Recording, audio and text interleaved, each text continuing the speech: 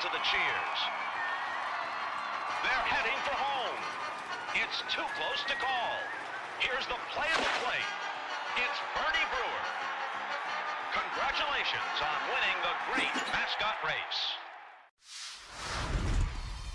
What is something that you snack on that you don't worry about? I love Uncrustables. I could eat like 10 of them in one sitting. And no regard for his body. I don't even wait till I thaw out. Hey, put them in a toaster next time. Just toast it, yep. It'll change your life. Yeah, just an incredible play by Riley Green. You're an all-star on the field and off, bro. I appreciate it. Hey, thank you. Riley Green, bro, food genius. Puedes ser el dueño de grandes momentos del béisbol. MLB Auction te permite participar en la subasta de bates, bolas y jerseys autografiados, con artículos de tus equipos de grandes ligas favoritos, leyendas y jugadores. Visita auctions.mlb.com.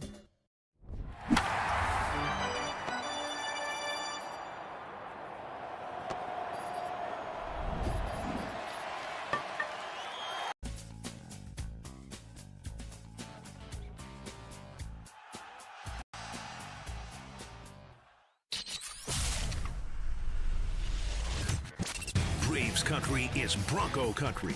You're listening to the Ford Leadoff Show, brought to you by your local Ford dealer and the legendary on- and off-road ready Bronco and Bronco Sport. Learn more at Ford.com. Welcome back. Wrapping things up here on the Ford Leadoff Show. Barrett Salee and Chris Domino with you.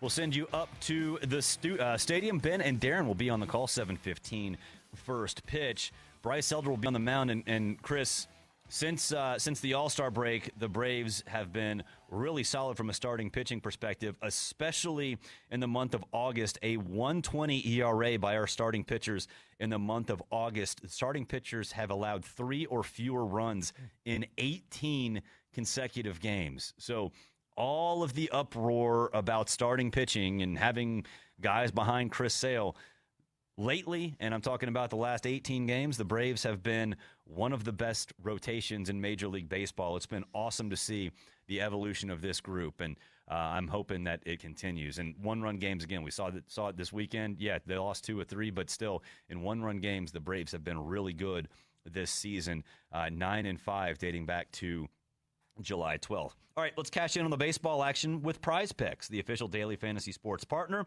of the Atlanta Braves. Download Prize Picks and use code BRAVES and get $50 in lineup when you play $5. Must be present in certain states. Visit prizepicks.com for restrictions and details. The theme of the show with Christian Scott has been jump on him early in a variety of different ways in a variety of different segments. So I'm going to stick with that theme. Christian Scott, less than 5.5 strikeouts. Get him out early. Jump on him early, be in attack mode, and get him out of that game. So less than 5.5 strikeouts for Christian Scott.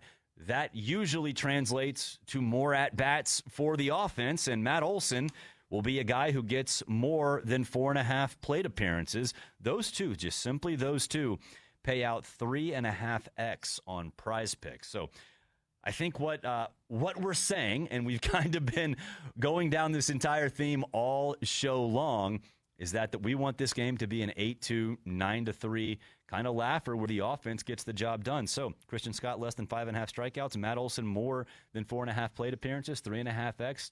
Nice and tidy, get it done. Yeah, there's a chance to actually go a little bit lower in the numbers. It's 14.5 pitchers outs for both guys. I'll play more for both of them. And then again, you're not getting it. It's not the biggest payoff.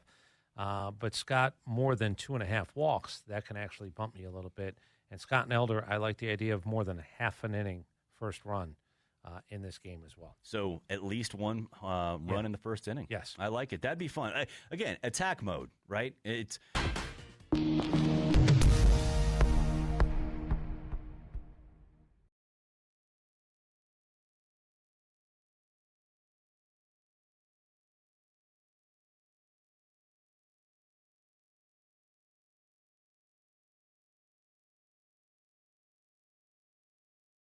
I can't imagine transitioning from loving baseball cards to then knowing it's inevitably coming that you're going to be on baseball cards. What was that moment like for you? Yeah, I think the first card I saw was when they did something for USA Baseball, and then now seeing my face, seeing me playing baseball on a card, it was surreal. It wasn't that, like, it was that moment where, like, wow, this is really something.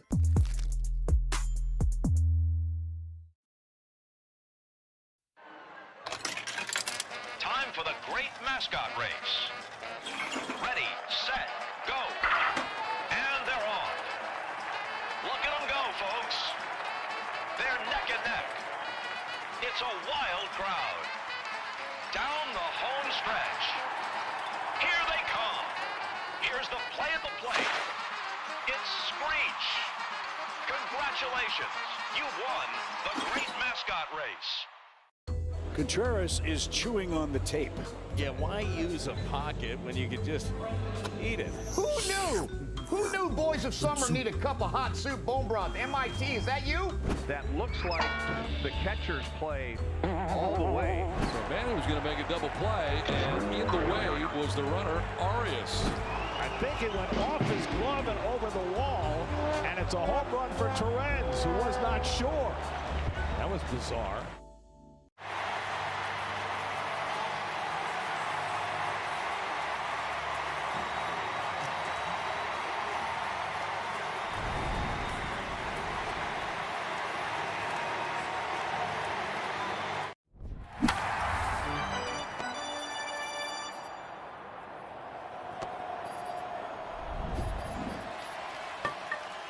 A DH that is hitting 8th tonight against a better offensive team over the course of the year than you've been. Francisco That's Alvarez all. is batting 9th, and he has 13 home runs. So maybe Jorge Polanco should actually be batting 9th. But, yeah, I would venture a guess that of the 10 games.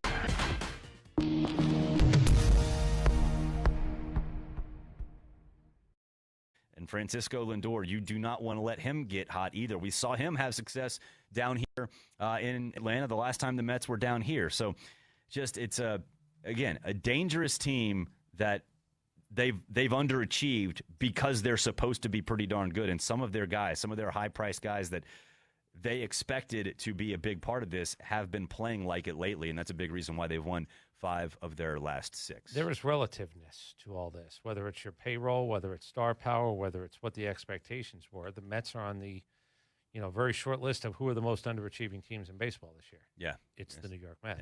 And there's a reason, because they should be a lot better. We'll take a break. Actually, no, before we finish things up, let's pause 10 seconds for station identification on the Atlanta Braves Radio Network.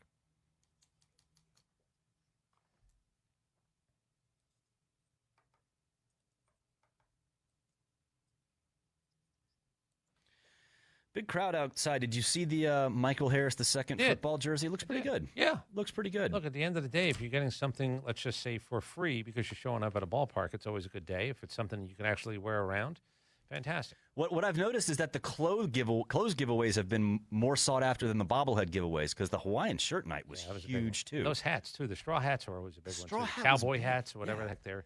Yeah, I would say apparel seems to be a winner. Yeah, I think you'll see more of that over the course of the next few seasons. All right, for all of us here at the Atlanta Braves Radio Network, and that includes David Holloway and the laser-focused Joe Virgin behind the glass. He's Chris Domino. I'm Barrett Sallee. Braves Mets, Game 1, next. Braves country is Bronco country. This is Michael Harris II.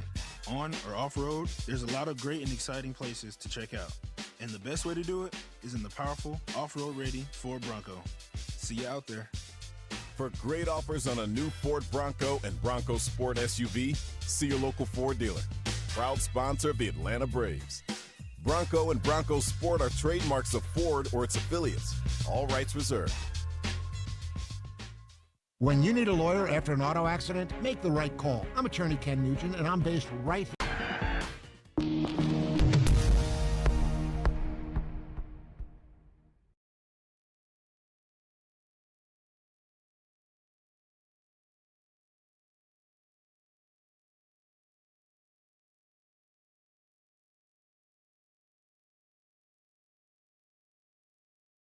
It's over his head, but somehow he ran it down and made the catch. Turner dives. He's got it. Gets to his feet. Throws to first. He got it. On comes Paez. He'll slide feet first and make a tremendous catch. Leaping try. Wilson makes the catch. Get up. He did it again. Oh, baby, what a play by Nasim Nunez. Sprints on. Kyle Tucker makes his own first impression for Stubble. Marshall on the move, and he's going to make a sliding catch. Round to the right side. Michael Bush. Hey, nice glove. Andy Paez with another gem in center field. So does Clark, and Max Clark throws his body at it. That's a long run for Max Clark. DeLuca racing in, dives and makes the catch. Caught by Adames. Got hops. Nice backhanded pick by Ernie Clement. Ernie Clement flashes the leather. Wanted in the air, third base side, and caught by a sliding Caminero. What a pretty play by Junior. Up the middle, and sprawling. Flipping to second for the out.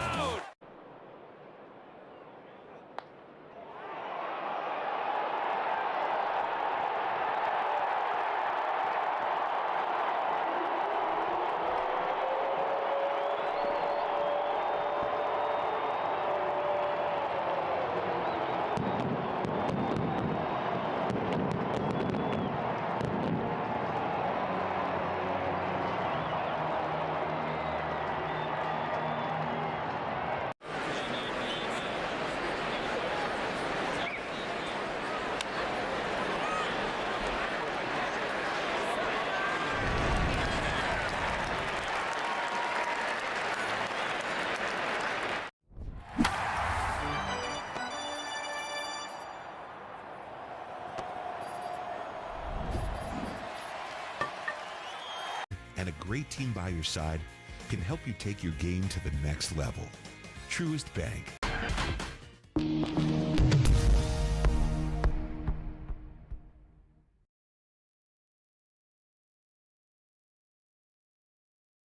And it's another step toward that goal. Michael Harris gets good wood on it. Rising back to the chop house. Taking flight and out of here. Right into the chop house for Michael Harris. Pull up a chair, Braves country, because your Atlanta Braves are ready to play ball on the Braves Radio Network. Swung on and jolted high in the air. Back to the wall. A sonic boom. Braves win it. Atlanta Braves baseball on the Braves Radio Network is brought to you by the original Louisiana hot sauce. Buy you some. Your local Ford dealers, proud partner of your Atlanta Braves. The Home Depot, how doers get more done. Hyundai, proud partner of your Atlanta Braves. Visit your local Hyundai dealer today. John Foy and Associates Personal Injury Law. Get the strong arm. Arrow Exterminators. Make the right call and protect your home or business from pests by calling 888-GO-ARROW. Peachtree Orthopedics. Same day, evenings and Saturdays. It's time to get better. SeatGeek. Be good at MLB seats with SeatGeek, the official ticket marketplace of the Atlanta Braves. Yanmar Tractors and Engines, an official partner of the Atlanta Braves grounds crew. Your Atlanta area Lexus dealer. Experience amazing. TimberTech Decking and Railing. Everything wood should be. Visit TimberTech.com. Attorney Ken Nugent. One call, that's all. Xfinity. Score the most reliable internet at one price for 5 years guaranteed. Xfinity. Imagine that. Pennington Grass Seed. Official partner of the Atlanta Braves grounds crew. ServPro. When disaster strikes, call ServPro to make it like it never even happened. Saya LTL Freight. The official freight and logistics partner of the Atlanta Braves. Corona Extra. La Playa awaits. Georgia Power. The official electric energy partner of the Atlanta Braves. IBEW Local 613. Truist Park keeps the lights on with IBEW 613 electricians. The Battery Atlanta's own ASW Distillery, home of the award-winning Fiddler Bourbon. Tonight, the Braves open up a big home series at Truist Park as the New York Mets come to Atlanta for a crucial NL East Division showdown. This is Atlanta Braves baseball on the Braves Radio Network, lit by Louisiana hot sauce. Good evening, everybody, and welcome into Atlanta Braves baseball. Tonight from Truist Park in Atlanta, Georgia. It's game one in a series of three between the Braves and the Mets. On the mound for the Braves tonight, right-hander Bryce Elder. He'll be opposed by right-hander Christian Scott. It's great to have you with us as we crank up another homestand. We'll see the Mets and then eventually the Diamondbacks in town. Alongside Darren O'Day and our producer-engineer Jonathan Chadwick, Ben Ingram here with you. And Darren, let's start with the opponent tonight, the Mets. This is a last-place team, but like I was chatting with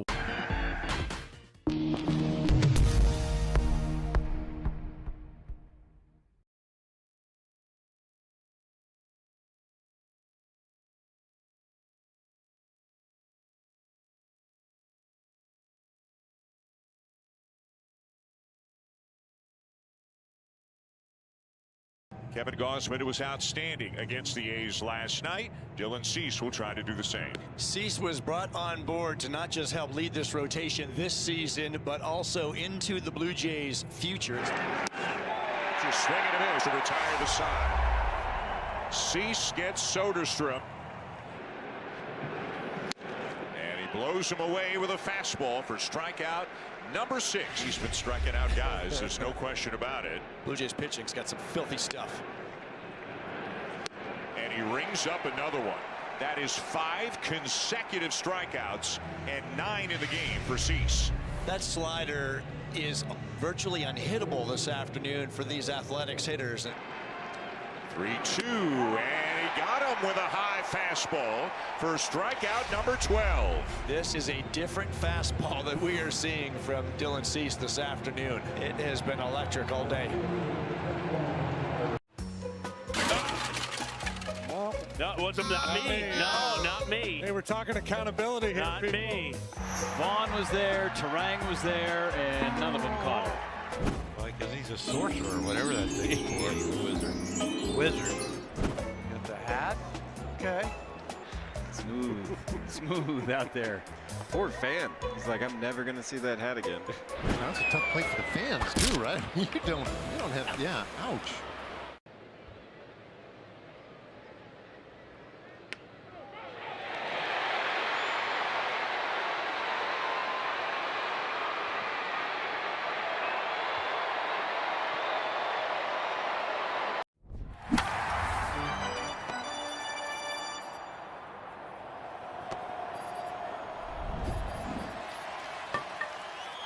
Kind of heat for whatever's going on the grill.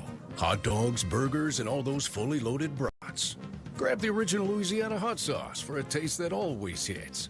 That's Louisiana Hot. Buy you some.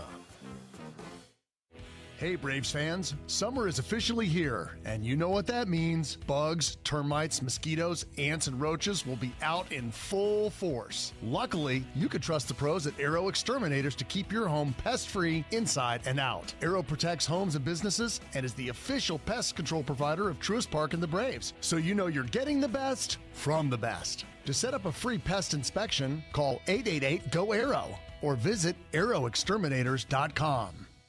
Planning a weekend getaway, attending a concert, cheering on your favorite team, or exploring brand new Atlanta attractions at Omni Atlanta Hotel at Centennial Park. Book now at omnihotels.com/Atlanta. Hey Braves fans, Snit here for Gas South. In baseball, you learn pretty quickly that doing things the right way matters. That's why I'm proud to partner with Gas South, the official natural gas provider of the Atlanta Braves.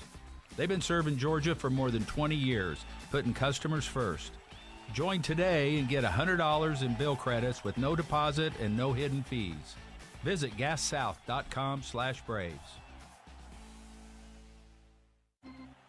Hey Braves fans, make sure you're hitting on all cylinders this season. Stop by Valvoline Instant Oil Change for home run service. Just slide on in, no appointment necessary. You'll get a winning oil change in about 15 minutes so you can get cruising on I-75 in time to root for your Braves. So whether you're heading to Truist Park or back to home base, trust the team at Valvoline Instant Oil Change to get you there. Valvoline Instant Oil.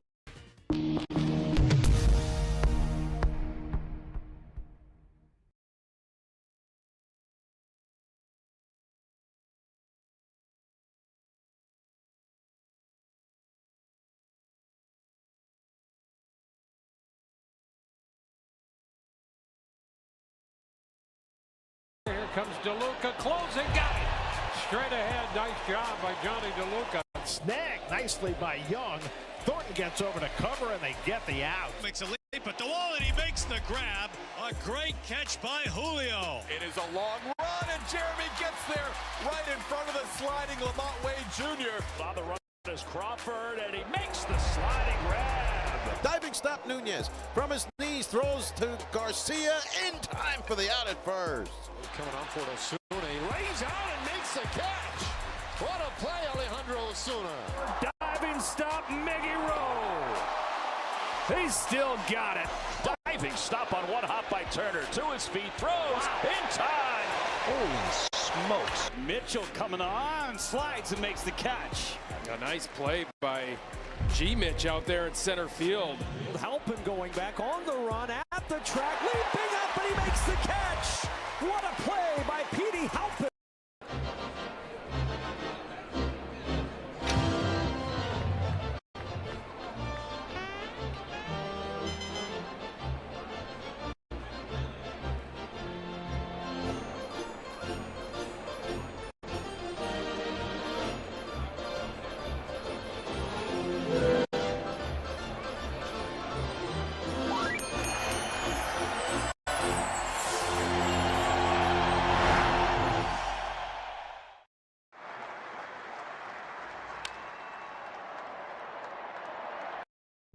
Batting cleanup, center fielder Michael Harris. Hitting fifth, switch hitting second baseman Ozzie Albies.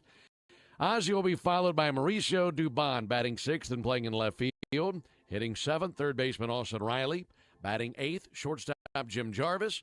At the bottom of the Atlanta nine, catcher Sean Murphy hitting ninth. And on the mound for the Braves, right-hander Bryce Elder. He's 8-6 with a 3.69 ERA. And over the last month or so, we've seen some really good things out of Bryce Elder. More on that once we get into the game. But again, for the Braves, it'll be Baldwin, Acuna, Olsen, Harris, Albies, Dubon, Riley, Jarvis, Murphy, and Elder on the mound. It's good to be back home, and great to have you with us. First pitch right around the corner on the Atlanta Braves Radio Network. Want to earn a deal on the entire Toyota lineup at the national sales event? Then do as I say. Great job. You just earned a deal. Lease a new 2026 Toyota Tacoma SR5 for $279 a month for 36 months. Offer valid through August 31st, 2026. Well-qualified lessees with approved credit through Southeast Toyota Finance. $42.78 due at signing. No security deposit with select equipment. $350 disposition fee. Excludes tax tag, registration, title, and dealer fees. See dealer for details. Toyota. Let's go places. And Doug. Limu and I created a trick to help you remember that you can customize your car insurance and save with Liberty Mutual. You see, the shirts Limu and I wear are yellow, and yellow is the color of lemons, and lemons grow on trees, and trees provide oxygen, and oxygen helps us breathe, and breathing is how you live, and you can live more life when you save money by customizing your car insurance.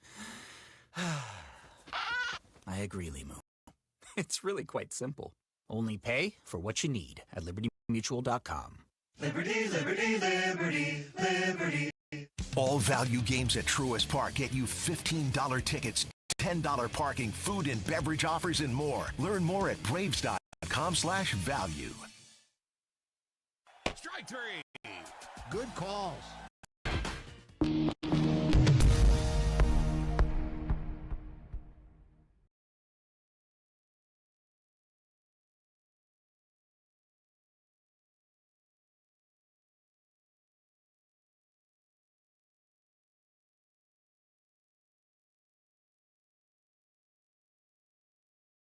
Carter on the move. He dives and he makes the catch. Junior get a glove on it. Second one. Massey to first in time for a double play. A tough play for Allen. Bare hand play and a good one for Nick Allen. Diving play. Cruz makes an incredible grab. Martin back to the wall and makes the catch up against the fence. Diving stop by Turner. Scampers to his feet. Throws in time. Dives, backhand, got it! Nicely done by Trent Grisham. And Randy Rosarena makes the catch. Put it on a show. Leafs made the catch. Slams into the wall and hung on. Larnick with a great diving play. Pajes makes a sliding catch. We've seen him do that several times this week. Coming in Outman, and he'll dive and make the catch. Fine play. That is spectacular. It's the Durbin D game. Woodward dives to his left, gets up, blows, he got him! Wow, this kid is something special.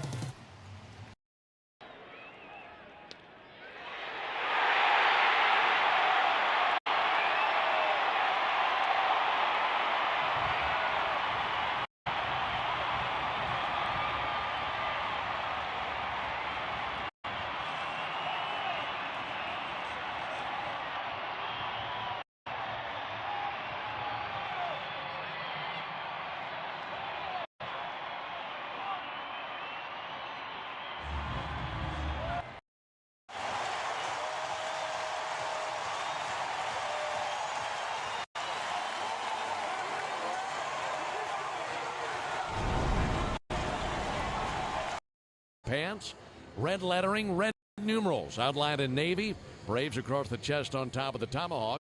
And our visitors from New York wearing their traveling gray uniforms, tops and pants, royal blue numerals and lettering outlined in orange, and New York arching across the chest of their gray uniforms. Folks, cash in on the baseball action with Prize Picks. That's the official daily fantasy sports partner of the Atlanta Braves. Download Prize Picks and use code BRAVES. They will give you $150 in lineups when you play $5. You must be present in certain states. Visit prizepicks.com for restrictions and details. Governing over this game, the quartet of umpires, Corey Blazer behind the plate calling balls and strikes. First base umpire is Jansen Visconti. The second base umpire and crew chief is Andy Fletcher. And the third base umpire is Alex Tossi. Braves fan out defensively with Matt Olson at first base, Ozzie Albies is at second, Jim Jarvis the shortstop, and Austin Riley over there at the hot corner. In the Braves outfield, Mauricio Dubon loosening his arm in left field. Michael Harris on patrol tonight in center. He's playing catch right now, the right fielder. That's Ronald Acuna. Catcher is Sean Murphy. And on the mound, the right-hander Bryce Elder. 6'2", 220 out of Decatur, Texas. He's 27 years old. He's about to make his 23rd start of the season. He's 8-6 with a 3.69 ERA. Bryce coming off a terrific outing in his last turn. That was on the 5th as he went 7 innings against the Marlins, gave up just 1 run, gave up just 1 hit. 2 walks, 3 strikeouts, earned a win, and the Braves have won 4 of his last 5 starts. And Darren, in that span, 3-0 with a 2.57 ERA, so he's tapped into something lately. Yeah, he certainly has. He's found some consistency since after the All-Star break. Only given up the most runs. He's given up 2 earned runs in those 4 starts. So he's been really good. And something interesting is he's mixing up his pitch mix a little bit more and really going away from just his sinker and his slider. Added a new changeup last start. That'll be something to watch. He threw a lot of those last start. We'll see how that plays against the New York Mets lineup. Yeah, it was a good option for him in that last turn. We'll see how often he uses it here tonight versus the Mets. Bryce lost to the Mets in New York back on June 14th. It was one of his worst starts of the season. Gave up 6 runs on 10 hits over 4 innings. And hoping for much better success tonight.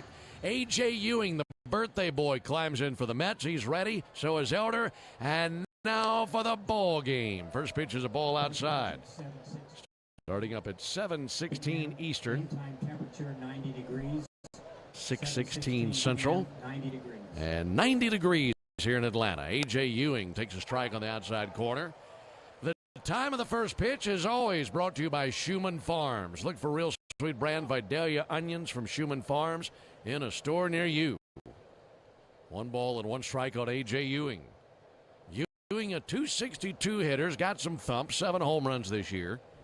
1-1 pitch on the way from Elder, misses high and outside, 2 balls and a strike. For A.J. Ewing, he is celebrating his 22nd birthday today. And hopefully Elder and the Braves make it a really bad one for him. 2 balls and a strike on Ewing.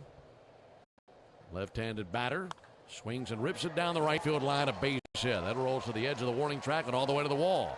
Acuna gets to it down, goes under the padding of the wall. That'll be an automatic double. That went under that padding. And Ronald reaching under there to grab it.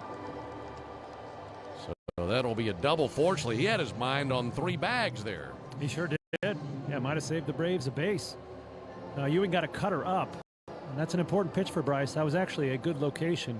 Cutter right up and in on his hands, but he turned quickly on that, and he was thinking about 3. He can really fly, so that was certainly a possibility. Well, the umpire's going to get together on this one. Mets manager Andy Green wants an explanation, saying, look, yeah, it's under the padding, but it's not like it was stuck. He could have reached under there and grabbed it. I think that's what he's trying to argue. Now, the umpires will get together. Crew chief Andy Fletcher is chatting with 2 of the other umpires. He's visiting with Blazer and Visconti.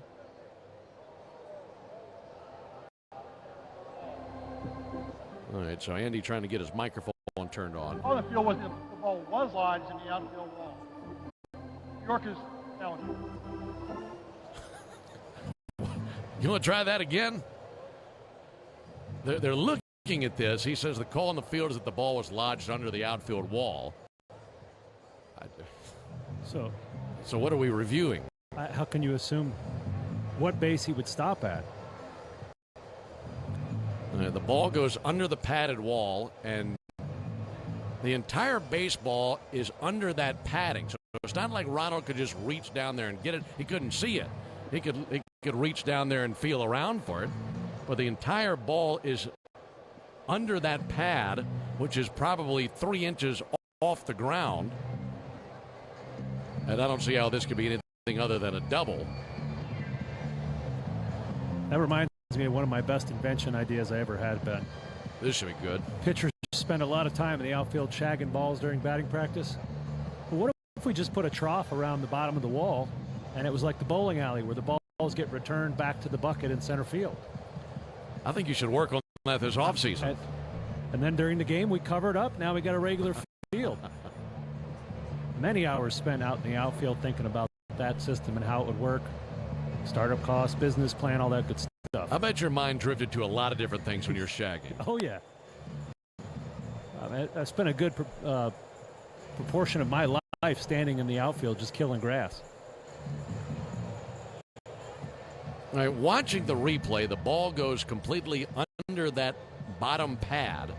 Now, the ball was still free under there. It was still rolling around slightly left, but it was completely shielded from Ronald Acuña's view under that padding. It's not like it lodged in there and part of the ball was sticking out.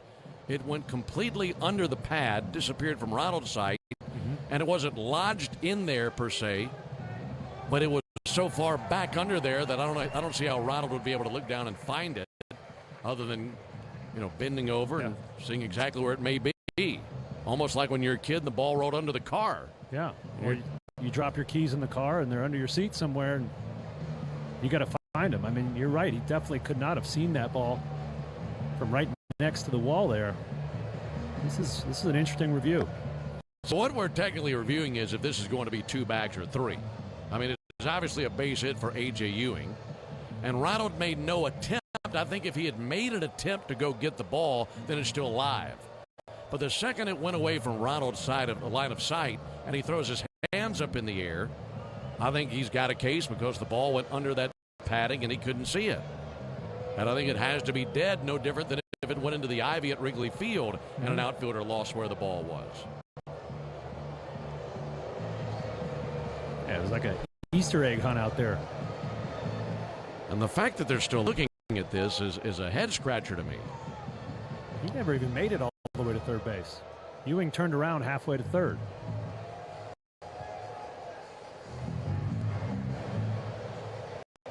I'm all for getting things right, but this is taking far too long for a play like this.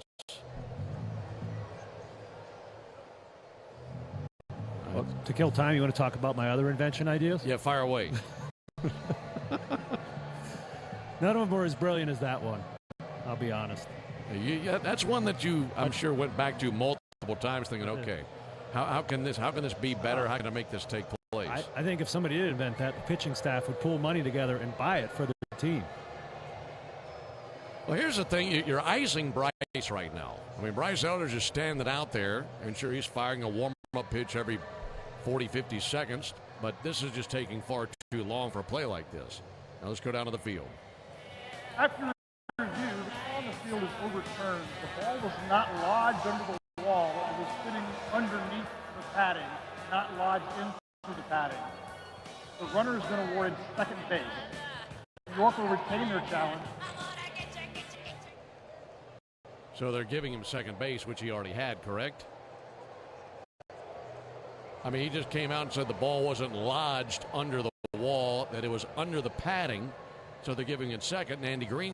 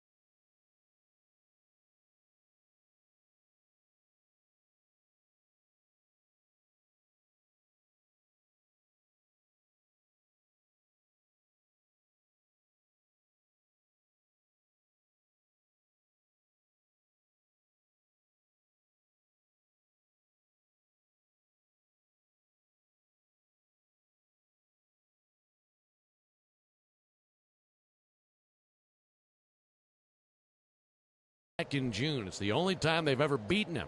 He's gone 3-1 in his career versus the Mets. Infield in, pitch on the way to Bichette, and a ball low and outside. Bryce Elder in his 5th season in the big leagues has been an all-star once. And a career record of 32 wins against 30 losses. And a career .438 ERA. 1-0 pitch. Bichette with a ground ball through the left side, then he'll drive in the run. 1-0 Mets on the single by Bichette. So a double by Ewing, and 2 batters later, Bichette with a single. And the Mets on the board early. Yeah, Bichette's locked in. Last 6 at bats, he's got 6 hits. So not the guy you want to face. The runner at 3rd and 1 out hit that ball too hard for Jim Jarvis to get any leather on it. So Braves will be 1 down here at least in the 1st inning. Boy, Bichette is now 18 for 44 against the Braves this season with a dozen RBIs in 11 games. He has been the very best version of himself in games against the Braves this year. Carson Bench takes a ball low. Runner at first, 1 down, a 1-0 lead for the Mets. The Mets have scored 6 runs or more in all 5 of their previous victories. They have really been on a tear of late. 1-0 pitch is a ball outside. They've won 5 of their previous victories. They have really been on a tear of late. 1-0 pitch of a 3-city road trip. 2-0 pitch. Ball outside. Snap throw down to first base and back in with a dive Bichette. This road trip for the Mets started in Cleveland. Then they went to Pittsburgh and now here in Atlanta. Well, they've been living in those traveling gray uniforms for a while now, but playing a pretty good brand of baseball.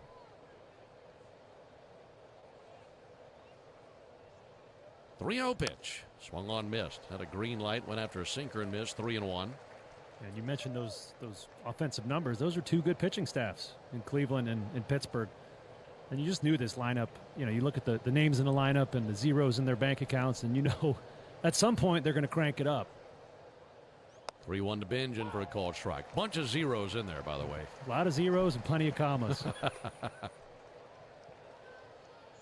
This is a guy who's been a big part of the offensive surge for the Mets. Carson Bench, in his last 11 games, is batting .386.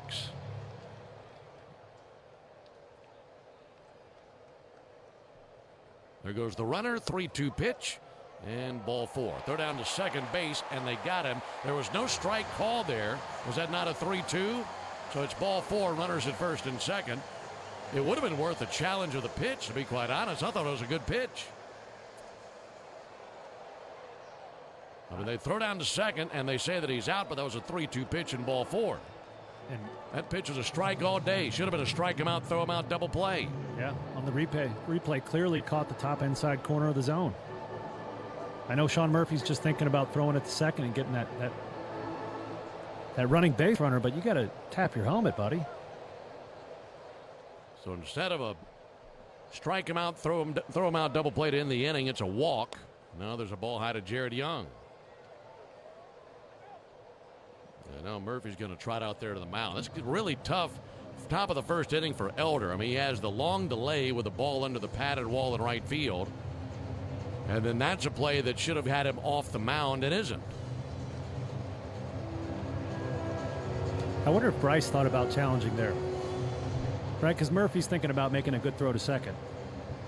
And Bryce, in that situation, might have been the one situation we've seen so far this year for a pitcher to challenge a pitch.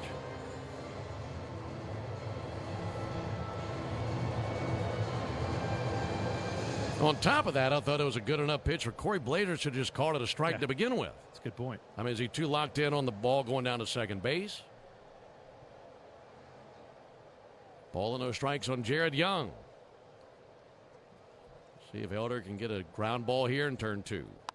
Line drive into right field, and Acuna plays it on a bounce, almost misplayed it. He fires into second base, and that's just behind the incoming Carson Bench. So everybody advances one bag, and they're loaded. Can we just restart this inning? I'm all for it. This has been some rotten luck. That should have been an out to right field. That ball was hit about 10 feet in front of Ronald. Must not have gotten a good read on it. That should be out number 2. Although we should be back in the dugout. Should have been out number 5. That's true. Instead of 1 down for Marcus Semien. So they're loaded up with 1 down. Young is at first, Binge is at second, Bichette is at third.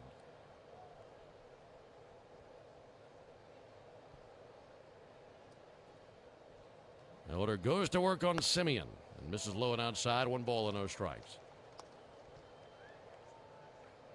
I mean, you got to feel for Bryce. Really tough breaks against him here in the top of the first inning. 1-0 pitch. Swung on, missed. Showed him a change up there. And it's a pretty good batter to show anything but a fastball, isn't it? That's right. Yeah, Semien's really been struggling on the breaking ball this year. Just 1 extra base hit against it. Average is 128. So he's timed up for the fastball. And if Bryce keeps locating that changeup, he'll be just fine down there at the bottom of the zone. 1-1 pitch, chop foul. Went with a cutter there. 1 ball and 2 strikes. 1-0 Mets. This inning has gone double, ground out, RBI single, followed by a walk and another single. Ton of traffic for the Mets here in the top of the first inning. Right on right matchup. 1-2 pitch. Check swing. Sent foul over by the Braves dugout. We'll do it again with a 1-2 count. Not much of a breeze in the ballpark. Really pretty night. Folks still making their way into the stadium. Making their way to their seats. Here's the 1-2 pitch on the way to Semien. Swung on, missed. So he solves Semien with a slider. First strikeout for Elder. 2 down in the top of the first inning. That's the Gas South bringing the heat strikeout. Just like Elder, Gas South is bringing the heat with no deposits, no hidden fees, and simple natural gas rates. So 2 away for Brett Beatty. Left-handed batter hitting .214 this season. They got him in left field tonight. He bats with the bases loaded, 2 down. First pitch to him, swung on and driven to deep right center field. That flies way on back. It's at the wall, and that is gone. And it's a grand slam. And to be quite honest, it's a grand slam that should have never happened. It is now 5-0 Mets. Yeah, that's tough to swallow. I went back and looked at the pitch plot for that full count pitch to Benj, and the entire ball was in the strike zone. That should have been strike 3, out at second. Braves are hitting right now. Instead, Bryce is laboring, and now the Braves are down a 5 spot here early. Extremely frustrating. And now the 8th batter of the inning coming up for the Mets here in the top of the first inning. Jorge Polanco digging in. And a ball outside, 1 ball and no strikes. For Brett Beatty, his 8th home run of the year. RBIs 35, 36, 37, and 38. 1-0 pitch. Check swing. He did not go. 2 balls to no strikes on Polanco. Estimated distance was 407 feet. First career grand slam. First career grand slam for Brett Beatty. Polanco chops one off the plate out to third. Coming in, Riley gloves. Bobbles, can't come up with it. And down to first base, Polanco. And now all 9 Mets will come to the plate in what has been a disastrous top of the first inning. Including 2 poor defensive plays we talked about in our pregame show. It's going to be a tough turnaround, right? You just came off an emotional series against the Yankees in the Bronx, and here in the first inning, the quality of play has been pretty sloppy. That's why the Braves are looking up at the Mets on the scoreboard. 5-0 New York. Here comes Francisco Alvarez. This will be the 26th pitch of the inning for Elder. Ball outside. I'm sure for Bryce he's thinking, what else could possibly go wrong here in this inning, because I don't feel like really any of this should be tacked onto him. Well, that is where we stand. 1 ball and no strikes. Alvarez takes a ball high. 2 balls, no strikes. Yeah, I'm sure it's talk of the dugout. Somebody in the locker room probably saw where that pitch was, and now the guys in the dugout are finding out that it certainly was a strike. There's a called strike, 2-1. Well, certainly starting out behind the 8 ball tonight. That's an understatement. 5-0 Mets in the top of the first inning.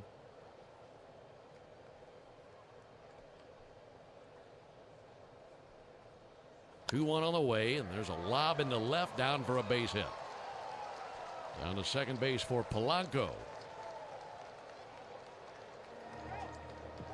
Well, now back to the top of the order, and Jeremy Hefner going to head out there to the mound. Try to get Bryce back on track. I mean, we've had so many discussions, you and I, Darren, about maybe the most challenging thing about pitching in the big leagues is when things don't go your way, especially when it's not your fault, putting it behind you, focusing on the next pitch, executing. I feel like that's where Bryce is, and that's got to be so difficult to flush those frustrations away because he knows he should have been out of this several pitches ago.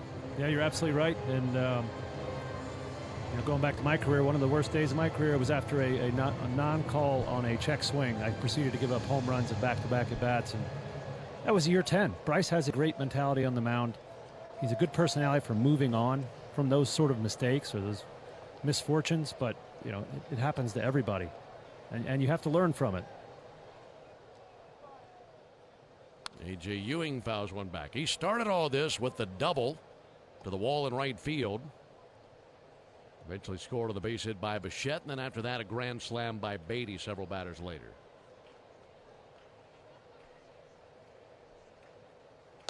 Swing and a miss by Ewing. 0-2. Braves have some action in the bullpen. No one throwing, but some guys up and stretching and loosening up. 30-pitch first inning for Elder. 0-2 to Ewing. That's in the dirt, knocked down by Murphy, but bounced out in front of him. And the runners hold at first and second. Well, when we go to the bottom of the first inning, Mets starter Christian Scott will have a big cushion. At least a 5-run lead for him.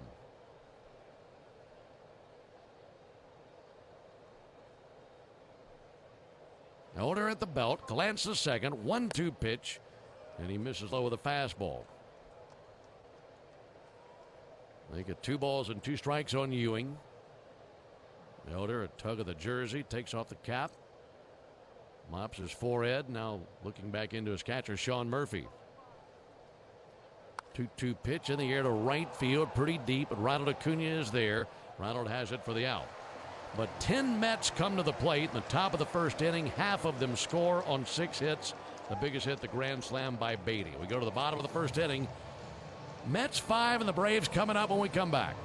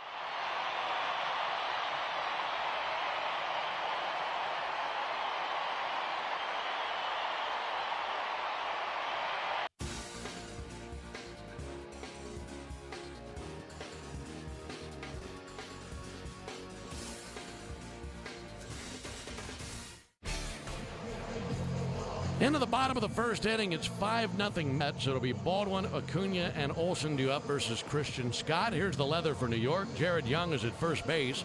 Marcus Semien, the second baseman. Francisco Lindor is at shortstop. And Bo Bichette is at third. Tell you about their outfield after the first pitch to Drake Baldwin. And Drake takes a first pitch strike. Out in left field, Brett Beatty with a grand slam in the top of the first inning. A.J. Ewing in center field, Carson Benj in right field. The catcher is Francisco Alvarez, and like we mentioned, on the mound, the right-hander Christian Scott. Looking into his backstop, Alvarez.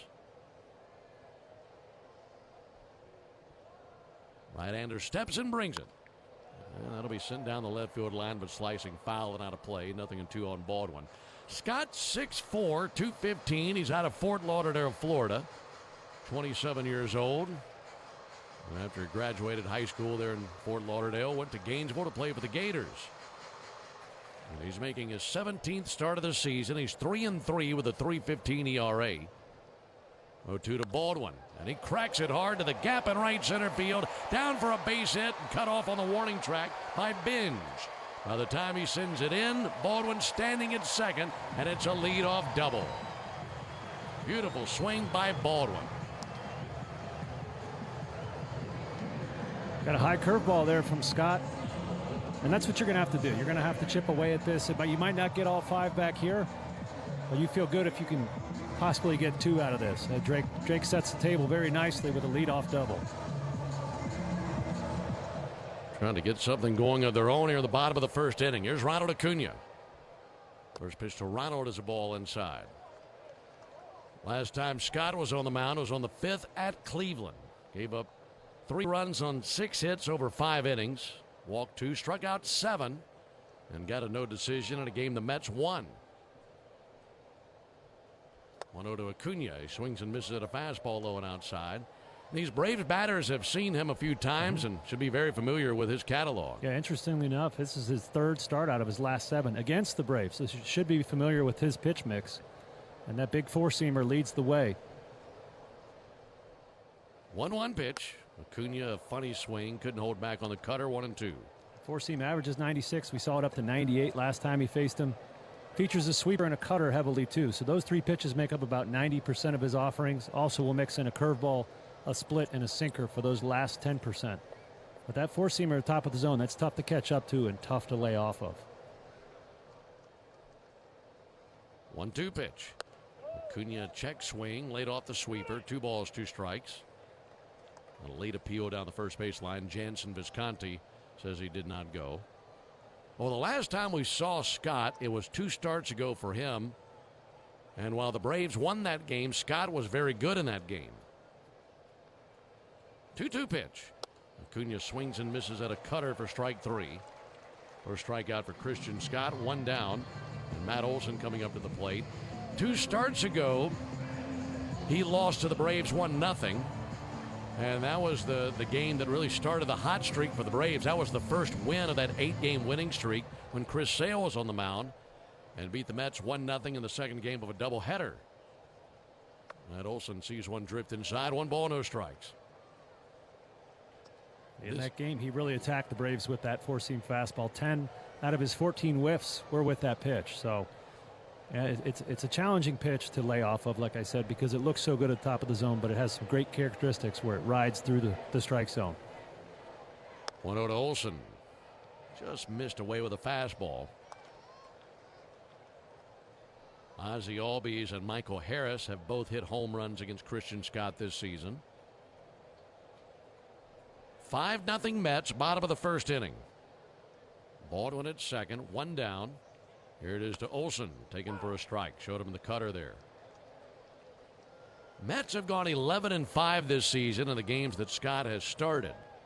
So they've played a pretty good brand of baseball with him on the mound. Right-hander in just his 2nd season in the big leagues. His 2-1 pitch. And Olson clubs it up the middle on a base hit. Baldwin to third. He'll run into a stop sign there. He had to make sure it was going to whistle through. And the single by Matt Olson puts him at first and third for Michael Harris.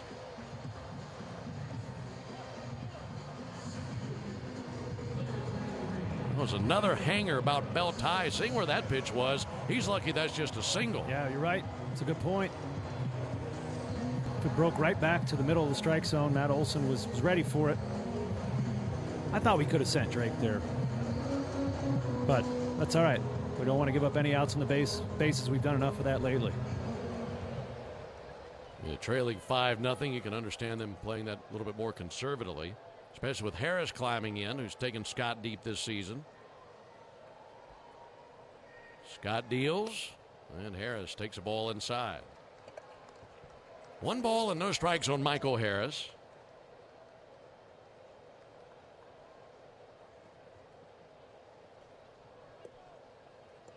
Harris rocking the bat over the top of his helmet.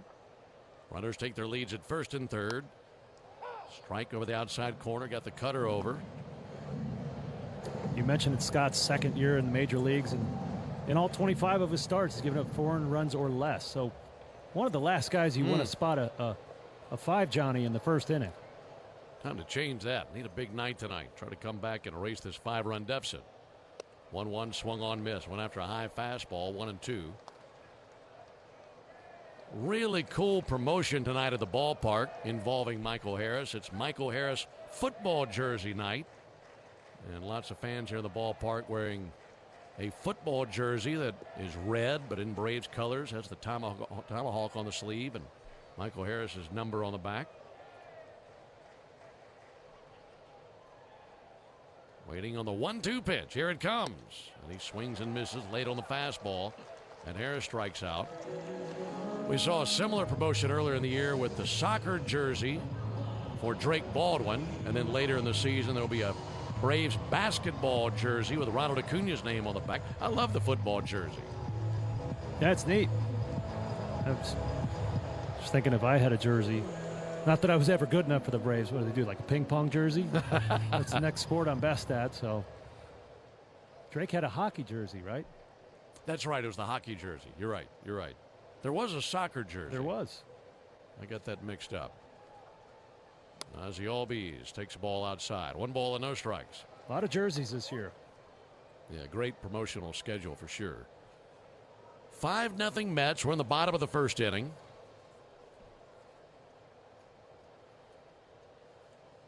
Olsen at first, Baldwin at third.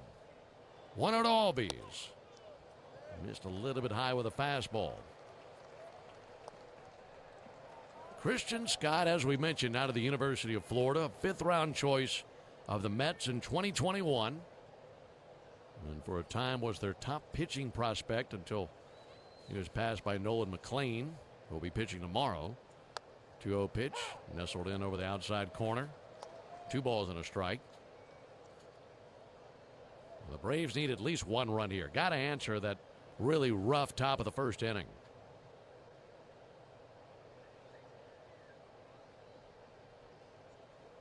Two-one pitch. And Albies pops it up towards foul territory, reaching towards the seats down the third baseline. That lands 3 rows back of the Mets dugout.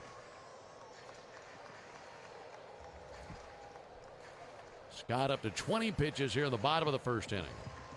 He wants a new baseball and holds up the old one, tosses it aside, gets a brand new pearl fired out there by his catcher, Francisco Alvarez.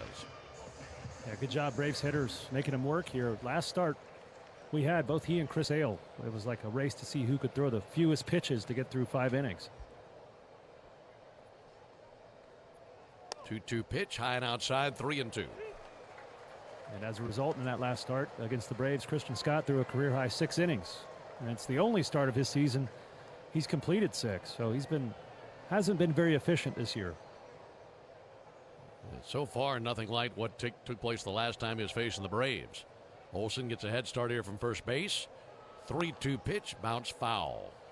And goes into the camera well at the end of the Braves dugout. And Olsen curls off his route and jogged on the grass back behind the mound, heading back to first base. 5-0 Mets. We're in the bottom of the first inning. Runners at first and third. Albies with a 3-2 count. There goes Olsen. Payoff pitch. Fouled off again. If Albies can reach, Dubon would come to the plate.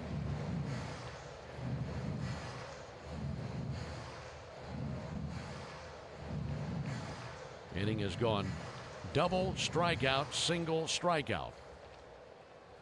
Trying to put a tally up there on the scoreboard with a base hit right here.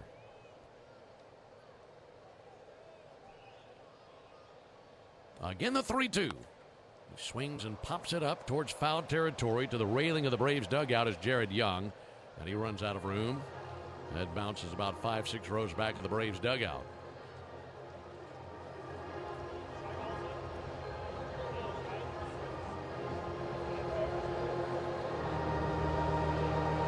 This next pitch will be the 9th of the sequence between Scott and Albies. Ozzie in search of his 64th RBI of the year. Olsen will get a walking lead again. There he goes. 3-2 pitch and a high pop up towards foul territory. Into the seats deep down the right field line into the second level. Pitch number 10 coming up in a moment. I've been on the other end of one of these Ozzie Albies at bats where you just throw everything you have and you just can't make him miss. He can be a very frustrating hitter to face when he gets in this swing mode because he's so good at making contact with whatever you throw.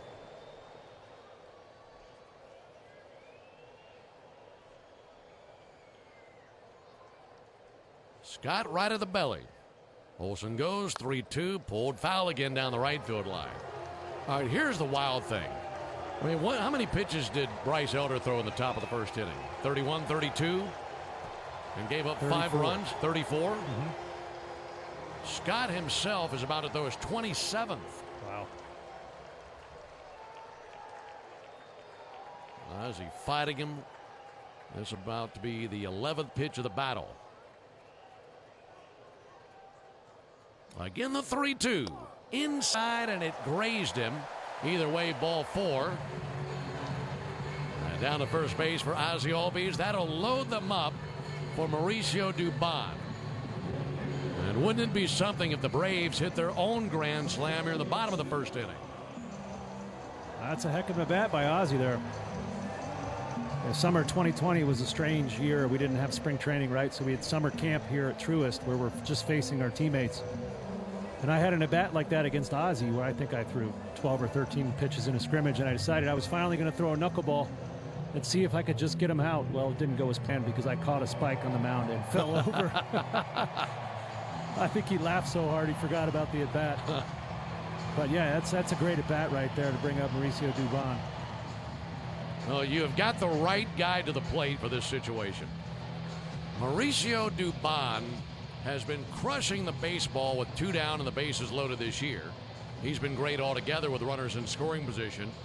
But with 2 outs and the bases loaded this year, he's batting .625. He's 5 for 8 with a double and 10 RBIs. And my goodness, a base hit right here would be big. Currently 5-0. Bases loaded, 2 down. First pitch to Dubon. He connects on a ground ball to the left side. And a base hit into left field. That'll drive in 2 runs. Baldwin and Olsen come across. Mauricio Dubon does it again with 2 down and the bases loaded. A 5-2 game now. He's incredible. I mean, he loves those pressure-packed situations.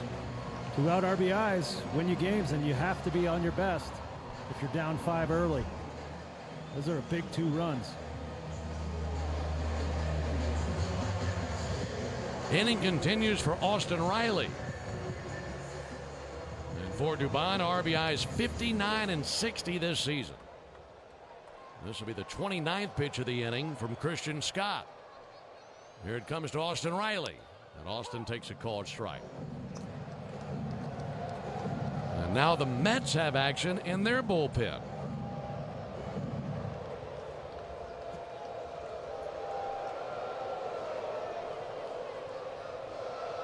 Righty-righty matchup. Riley sends it deep but fouled on the right field line, slicing off into the seats down the right side. Jonathan Pintaro is tossing in the Mets bullpen.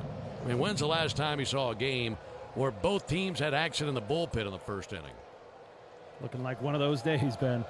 Man, isn't it? 5-2 game at the bottom of the first inning. 0-2, and Riley takes a ball. This will be challenged. Francisco Alvarez tapping his helmet. This looked like a pretty good pitch. ABS says that is a strike. That ends the bottom of the first inning. Well, the Braves send 7 to the plate, 2-run score, and a very wild first inning here in Atlanta. We're off to the top of the second, 5-2 Mets.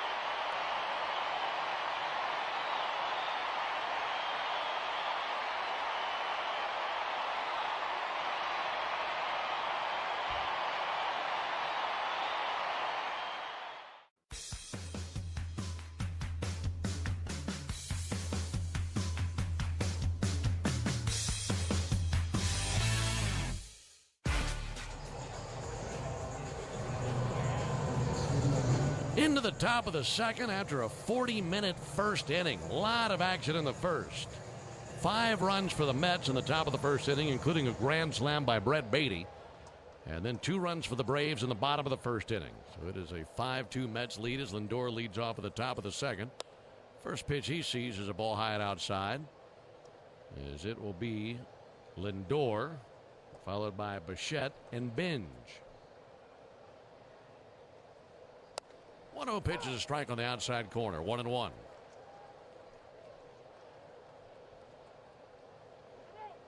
Going back to your point there in the bottom of the first inning, yeah, you might not be able to get all 5 back there in the bottom of the first, and the Braves didn't, but to get 2 runs back is definitely a massive game changer. Yeah, and to put Christian Scott on the ropes of almost exiting the game there. There's a ball outside, 2-1. I think both pitchers would come together, have a meeting, and say, we'd both like a mulligan on this game. Can we just restart the whole thing? That would be nice. 2-1 to Lindor, crushed to deep right field, back to the chop house and off the wall. Acuna plays it off the wall, cuts a throw loose to second base, head first slide, and he's safe at second base. Jarvis hanging in there with a tag at 1 hop to Jim. And with Lindor going into the bag head first, kind of had Jim Jarvis topple over the top of him. But he is safe, and it's a leadoff double. Right now, let's pause 10 seconds for station ID on the Braves Radio Network.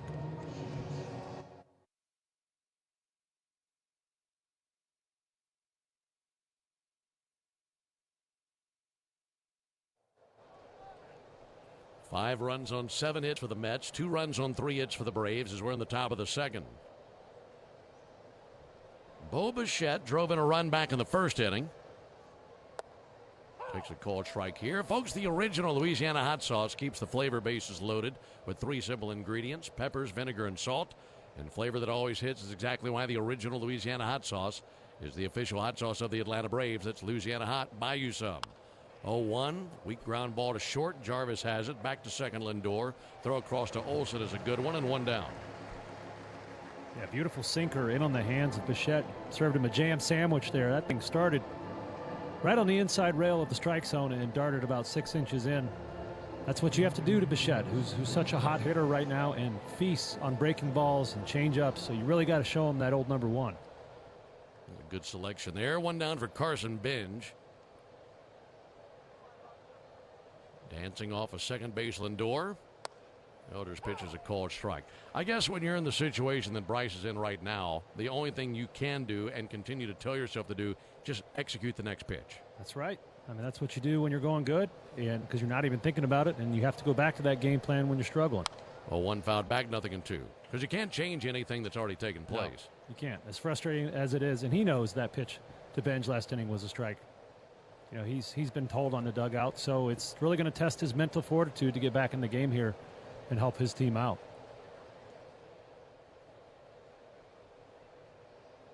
Way ahead of Benj, 0-2. 0-2 missed outside, 1 ball and 2 strikes.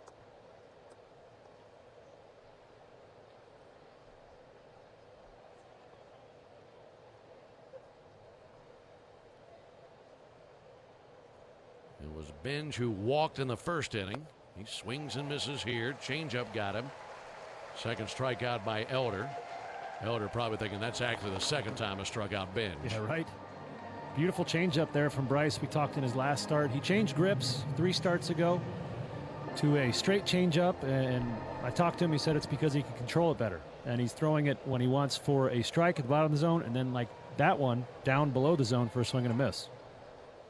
2 down for Jared Young. First pitch fastball misses high. Well, these Braves come in a hot bunch. Of course, the Mets do as well. We mentioned the Mets have won 5 of their last 6 games. Braves have won 9 of their last 11. There's the 1-0 pitch on the way to Jared Young. And he'll hit it deep down the right field line. That's down for a base hit. It'll drive in Lindor. Bobbling momentarily is Acuna. Now he's up with it. And he gets it in. That'll be an RBI single for Jared Young, who's 2 for 2. And it's now a 6-2 Mets lead in the top of the second.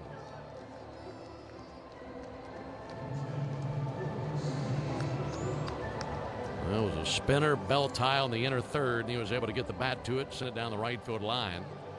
Ronald had it in his glove, and on the exchange to the hand, just whiffed it. Went right over his hand. Fortunately, it didn't cost him. Young holding at first base either way. So 2 down for Marcus Semien. Semien cracks one to right field, and that's down for a hit. To second base and holding Jared Young. Single by Marcus Semien. And the Mets just putting on a clinic. 9 hits in the game. We're only in the top of the second inning.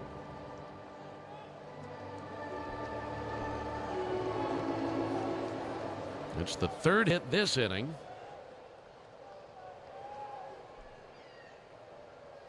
They're at first and second for Beatty, who launched the grand slam in the first inning.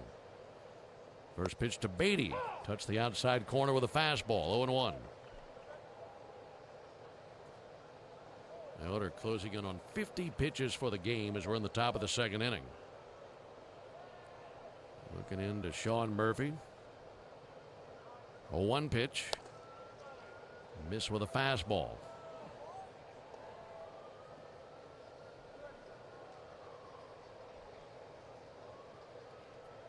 Semien at first. Young is at second. Just need 1 out somewhere. And the 1-1 pitch. Swung on, missed.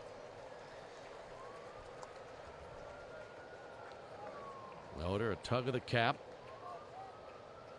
He's hoping that this will be the final bullet that he has to fire here in the second inning. This is the 6th batter of the inning. That's after he faced 10 men in the first inning.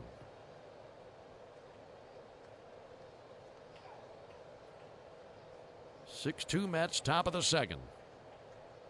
1-2 pitch, low and away to go after the changeup. Count even, 2 balls, 2 strikes. Looking ahead to the bottom of the second, it'll be Jarvis, Murphy, and Baldwin due up for the Braves.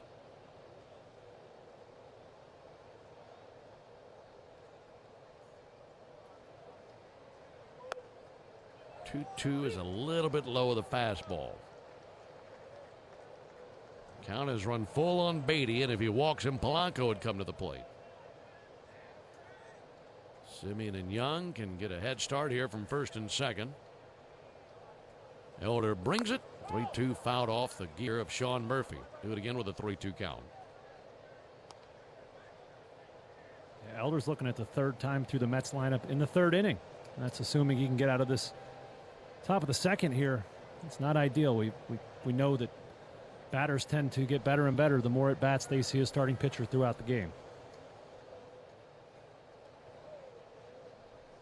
Righty comes set of the belt. 3-2 pitch bounced up there. Change up that bounced in front of the plate. That'll load the bases. Well, I'm sure that Bryce would say what's happening here in the second and some of these other moments of the game have nothing to do with that one bad moment in the first inning. But at the same time, this game can be so unforgiving at times to where one bad moment, one instance, one pitch, can spiral things and it just snowballs out of control from there. You're absolutely right. And that's it's a game of details. You got to do the little things correct to be a really good team. And thus far tonight, the Braves haven't done the little things correct. And that's what the scoreboard says, 6-2 Mets. Hopefully we can keep it there by getting this last out. Meanwhile, Brent Suter is quickly warming up in the bullpen. What I mean quickly, because he throws very fast anyway. He's usually on the mound 1 pitch every 8-9 seconds. He's putting in one about every 3 or 4 seconds out there on the bullpen mound. So he is really moving fast out there in the bullpen. 6-2 Mets, top of the second. Bases loaded, 2 down for Jorge Polanco, who's 1 for 1 with a single. He's a 143 hitter. First pitch taken for a strike. Elder gets the sinker over. Bryce at 55 pitches as we continue to work here in the top of the second inning.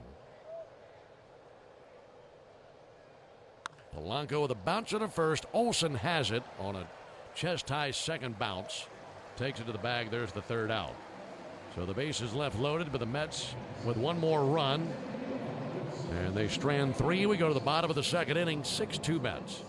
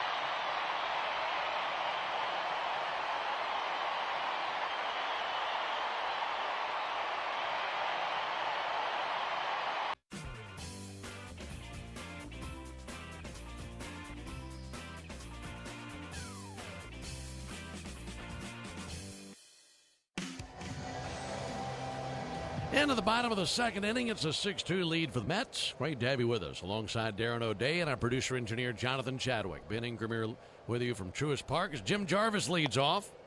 Ball outside of Jim, 1 ball and no strikes. It's Jarvis, Murphy, and Baldwin for the Braves are in the bottom of the second. Mets already with 6 runs on 9 hits. Braves 2 runs on 3 hits. There's the 1-0 pitch on the way to Jarvis and foul into the seats of the second level down the third base line. Second inning is the Toyota Stolen Base Challenge inning. If the Braves steal a base here at the bottom of the second, our contestant, Gwynly Billingsley, will win $1,450 in free marathon gas cards. 1-1 slashed foul into the seats deep down the left field line. You can enter the Toyota Stolen Base Challenge by visiting braves.com/stolen base challenge. So pulling for Gwynly Billingsley. 1 and 2 on Jim Jarvis. 1-2 from Scott, and a bouncer out to second, taken by Simeon, thigh high on the second bounce. Goes to first base quickly, and 1 down. 1 down for Sean Murphy. We're telling you about these 2 pitchers, Elder and Scott, both 27 years old. In fact, they were born 26 days apart. Elder 26 days older than Scott, both born in 1999. Were you in high school in 99? I was. Sad to realize that. It's only going to get worse, buddy. You're right. Only going to get worse. 1 down for Sean Murphy. Scott brings it. Murphy clubs it down the left field line. There's a base hit that goes all the way to the corner. Hits up against the wall. Brett Beatty collects it. Sends it into second base. And by the time the throw gets there, Murphy's sliding in feet first. And a 1-out double by Sean Murphy. Now, you know, that's got to feel good for Murph. Just his 3rd hit of the season. Hit pretty well down that left field line. Looked like a fastball middle in. Murph needed to hit it down in that corner to get to second. He's not fast. I forgot that about him. Not in the least. Put in the right place. Came carrying that piano around first base. He's at second. Here comes Drake Baldwin. Looked a little high, but they say strike 1.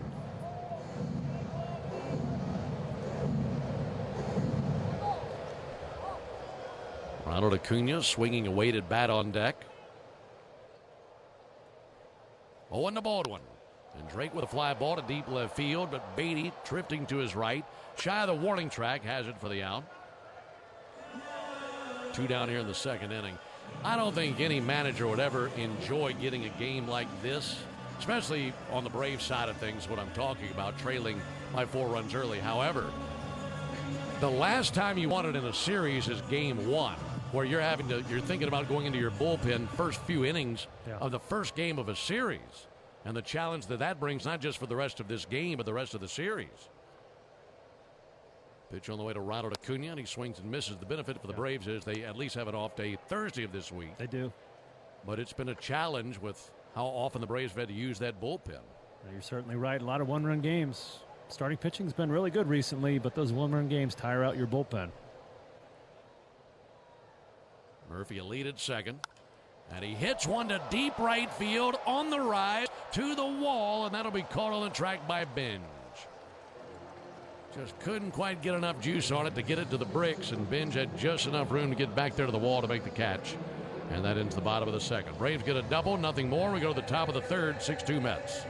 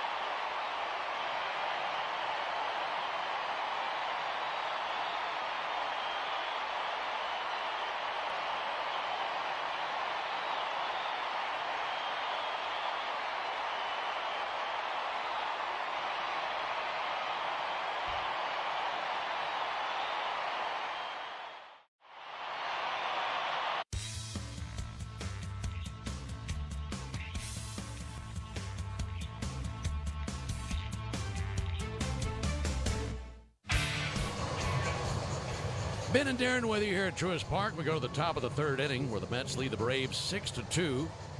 Get Wi-Fi so reliable it never gets caught looking. At one price for the next 5 years and same-day Wi-Fi. Xfinity, imagine that. Starting up a brand new week here on this Monday. 7 weeks remain in the season. That's it. Just 44 games to be played. 43 after tonight. And of the 44, including this game tonight, 22 at home, 22 on the road. Which is interesting. Here's the pitch on the way to Alvarez. There's a called strike. It doesn't seem like it would be that way because the Braves are gone a ton in the final month of the season. Only 9 home games the whole month of September. 0-1 to Alvarez. Nubbed foul, nothing in 2. So obviously a bunch of home games here in the month of August. Yeah. That's going to be a challenge. You get a little homesick when you're gone every other week in September. Elder rocks and fires. 0-2, tipped into the mitt and dropped by Murphy. So still an 0-2 count. Of the 44 games remaining, counting tonight's game, 26 of those games come against opponents who currently lead their division, have a wild card spot, or are within 2 games of a wild card spot. There's a ball outside. So 26 the final 43 against contending teams. Yeah, you're going to earn it. You're going to earn those wins in September. That's the truth. 1-2 and a weak ground ball to third. Charging in, gloving, and firing Riley. Good play. 5-3 put out.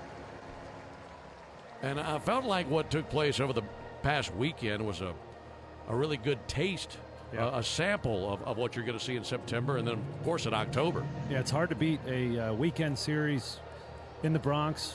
40,000 plus people every day. Great pitching staff. Their lineup is a little bit weakened right now without Aaron Judge and a couple others. But, yeah, that felt like a playoff series. Very intense, especially for the Braves being on the road for that series. 1 down for A.J. Ewing. He takes a hack, fouls one back into the screen, 0-1.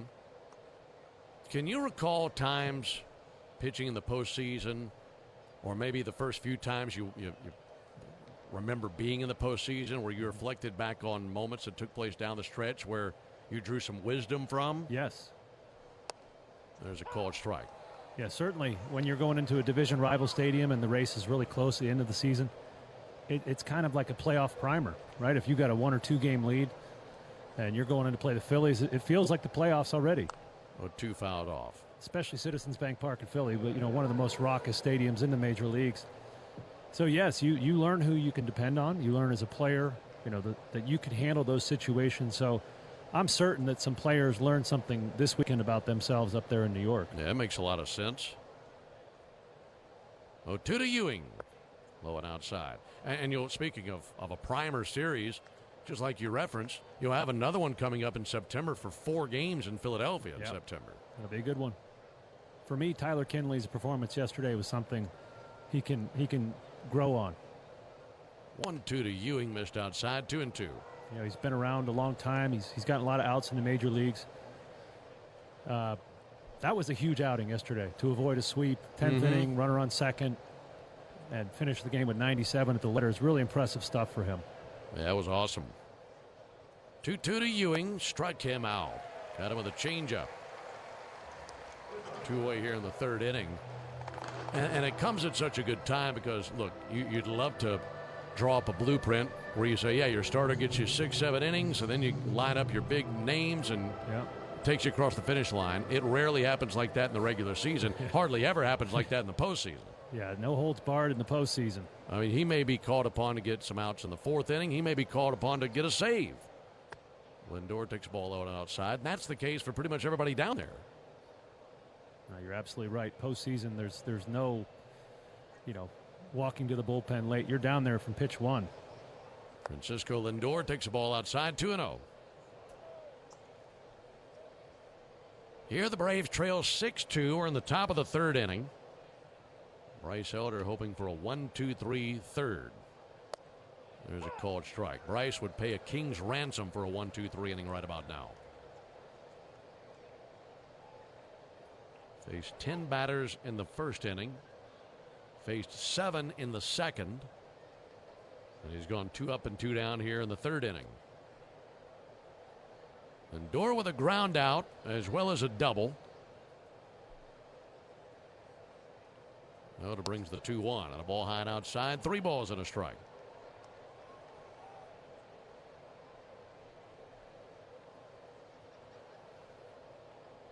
Bearded right-hander peers over the top of his tan glove that's fanned out in front of his face. Wind up in the 3-1 pitch. Fouled back by Lindor. Lindor with a bright orange cleats and bright orange batting gloves. He's sharing a laugh with home plate umpire Corey Blazer. Now he digs back into the box.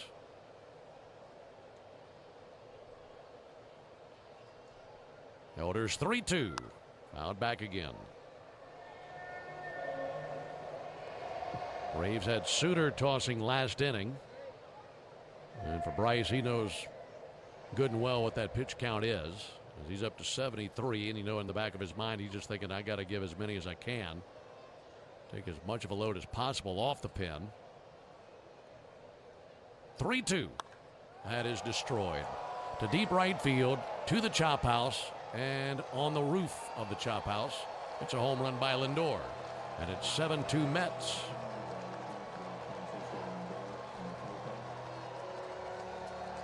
That's a tough matchup for Bryce.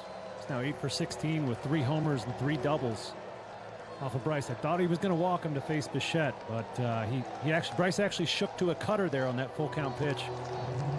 Drake Baldwin called something else, and at the last second they had to use hand signals. So Bryce shook to that cutter, and it did not end well for him. It's his 11th home run. Estimated distance 420 feet. 420 feet down the right field line. Chase and a miss by Bo Bichette, 0-1. 7 runs on 10 hits for the Mets, 2 runs on 4 hits for the Braves. They have belted 2 home runs in this game, a grand slam by Beatty in the first inning, and a solo homer by Lindor here in the third.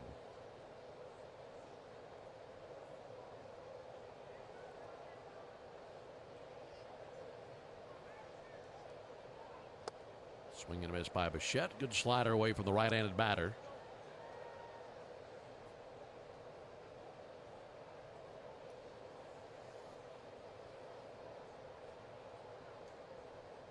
Oh-2 in the air to right field. Ronald Acuna going back and now to his left, makes the catch, and there is the third out. But another run for the Mets, a home run by Lindor. We advance to the bottom of the third inning, 7-2 New York.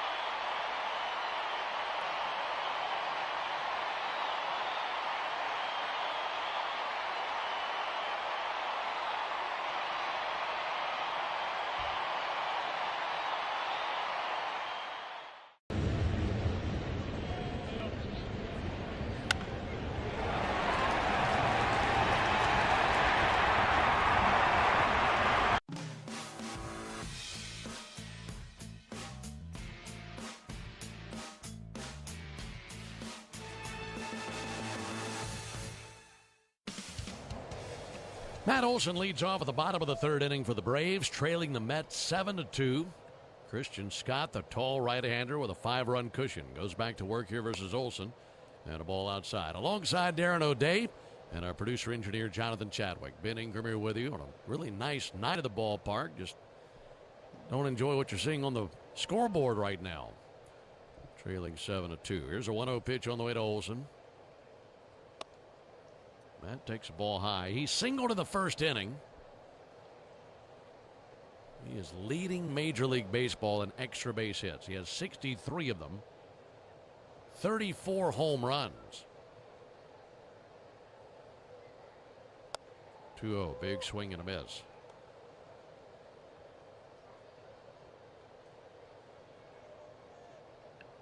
His home run total is good enough for second in the National League. He's one behind Kyle Schwarber.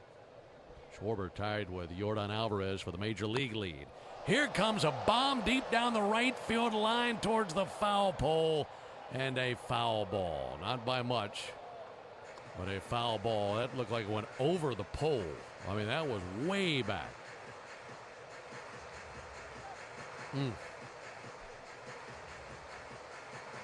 That landed in the second level, one section to the foul side of the pole.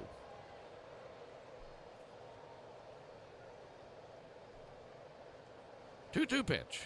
Olsen, good swing, fouled it back.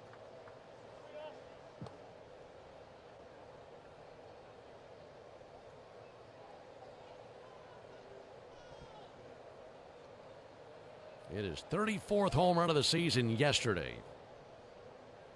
Just missed one right there. Here's the 2-2 pitch. And he nailed the outside corner with a backdoor sweeper. That's a pretty good pitch. Yeah, it really is. Scott's been using that against lefties to seal a strike. It looks like it's a ball the whole way and breaks over at the last minute for a strike. That sweeper has about 3.5 extra inches of break compared to league average. So these Braves hitters are seeing it so far outside, and they just give up on it. And that's a really tough pitch to pull the trigger on. Kind of looked like the right-handed version of that Chris Sale slider. It does. A lot of lateral movement on it. Michael Harris takes the ball away. Folks, you need all the energy you can get for game day. At Georgia Power, we know that energy costs are an important part of every budget, and we're committed to providing tools and assistance to make a difference so you can save energy for the game. Learn more at georgiapower.com/myenergy. 7-2 Mets, bottom of the third. 1-0 to Harris over for a called strike. Mets are trying to do something here in this series that they've not accomplished since 2017. And they've been in last place just about the entire season. Been a dreadful season for the Mets, but against the Braves, they've played great ball. 1-1 swung on and missed. They are 6-4 against the Braves this season. Should they win one game in this series, they will have won the season series. And the Mets have not won the season series against the Braves since 2017. Been a long drought for them versus Atlanta, but this season, as weird as it may sound, being a cellar dweller pretty much all year, they've played some good games versus the Braves. 1-2 high and outside, 2-2.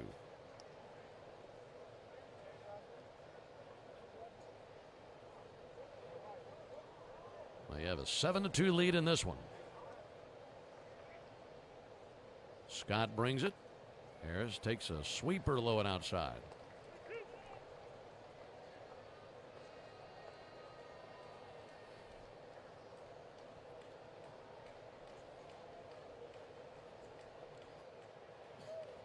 Bearded right-hander looking into his catcher Alvarez. Payoff pitch, a rocket in the air to left field, but in line with the left fielder Beatty. He goes to his right, bends to the waist, reaching for it, and has it for the out. 2 down. Yeah, those numbers don't really compute, huh? All those good teams they've had over the last 8 or 9 years and never won the season series until they're in last place in the East. You just wouldn't expect that. I mean, well, yeah. If they win tonight, if they win tonight, yeah, sure. A lot of baseball to play. In 2022, the Braves won the division because they won the season series against the Mets. That was the tiebreaker. Ozzie with a hot shot to first, glove by Young. He'll step on the bag, and it's a 1-2-3 inning for Christian Scott. And to this point, he's given up just those 2 runs from the first inning. We put 3 in the books. We go to the top of the 4th inning, 7-2 Mets.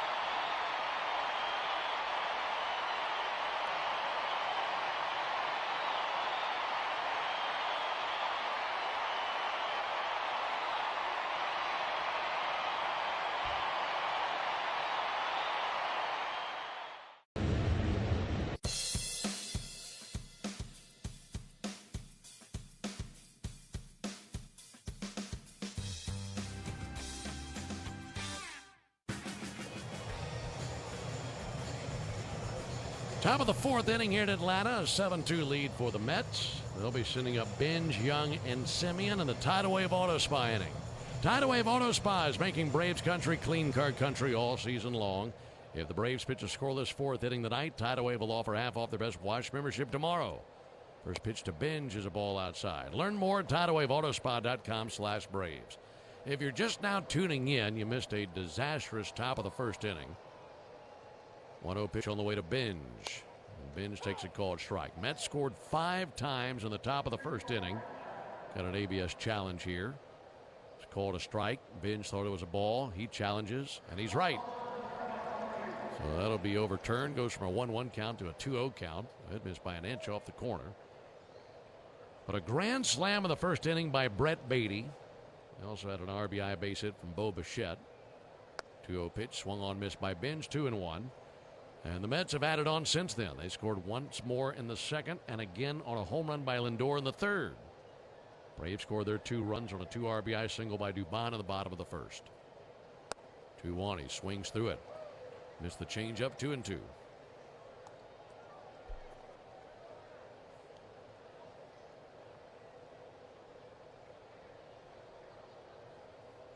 Elder with 3 strikeouts in the game. 2-2 out to first and fouled on the right field line. Still 2-2.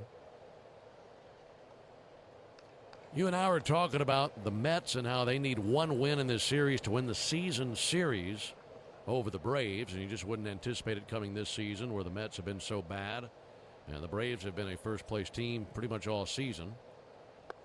2-2 is low. 3-2.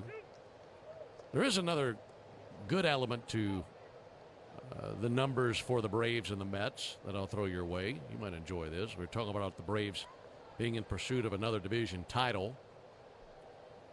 And hoping to do that here in 2026. 3-2 pitch. Ground ball to third. Backhanded by Riley. Nice pick. Throws over to first base. And Olsen's got it for the out. 1 down. If the Braves go on to win the division this year, they'll have more division titles over the last 9 seasons than the Mets have ever won in their franchise's entire history. Can you believe that? How about them apples? Mets have won 6 division titles in the history of their franchise. And the Braves looking for their 7th in the last 9 years. That'll be fouled back by Young.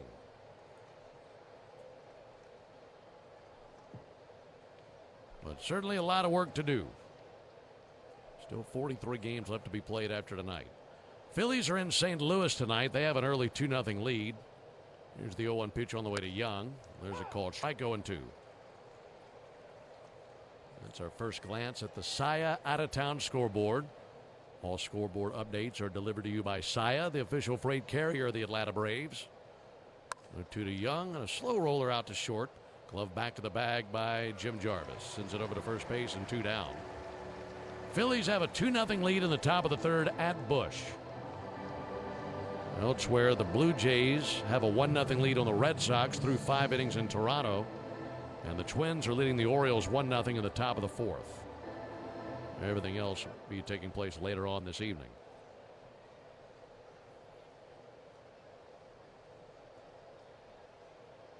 Two down for Marcus Simeon. Ball low to him. 1 ball and no strikes. This inning, Bryce is really leaning in on that changeup. He's throwing a lot of them. I'd say over half his pitches this frame. There's a sinker for a called strike. Maybe a little gun shy on the cutter after the home run. Yeah, perhaps. And this is actually the best command he's had yet tonight. He's hitting his spots. 1-1 to Simeon. Bounce fouled on the third base line. He's just trying to be efficient, work fast, try to get deep in this game as he can. He's at 90 pitches. If he gets one here, there's a chance he comes back out next inning.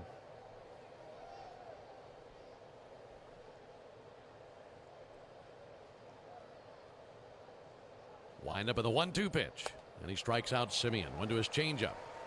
So that was the right move for him this inning. Got him a 1-2-3 frame. We go to the bottom of the 4th inning. 7-2 Mets.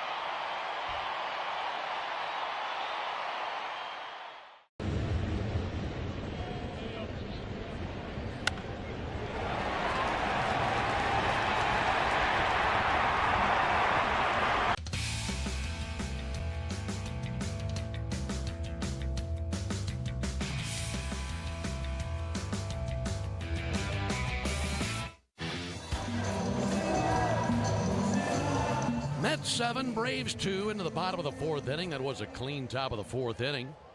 That'll save you big tomorrow at Tidal Wave Auto Spa. Tell you more about that deal after the first pitch to Mauricio Dubon. There it is to Mauricio. There's a called strike. Today is a clean inning car wash celebration day at Tidal Wave Auto Spa. Stop by any Tidal Wave location tomorrow. You'll get half off their Best Wash membership for the first month. Visit TidalWaveAutospa.com/Braves for more information. A one from Scott and fouled off into the third level down the first baseline. Alongside Darren O'Day and our producer-engineer Jonathan Chadwick, Ben Ingram here with you. Right at twilight here in Atlanta, under the lights for game one of this series. 1-2 check swing, they appealed, didn't go. 1-2 on Dubon. Got a big streak of pink right over the top of the ballpark. One big pink cloud going from east to west right across the top of the ballpark. 1-2 pitch. That's serve foul down into our right. 1-2. Looking at the rest of this series, game 2 tomorrow night. All three games in this series will be 7:15 first pitches. 7:15 Eastern, 6:15 Central. Martin Perez versus Nolan McLean tomorrow night. 1-2 to Dubon. Ground ball to second. On the other end, Simeon wraps it in leather. Throws over to first base, one down. And then the last game of the series Wednesday, that'll be Tyler Mahle versus Zach Thornton. Then an off day, and then the Diamondbacks come to town. Certainly got to make some hay on this homestand given the challenges of that upcoming road trip with the travel. That's going to be a wild one, isn't it? Yeah, I know these players are looking forward to that off day. Some tough travel hours you guys had up to New York. Some fractured sleep for sure. Austin Riley takes the ball high.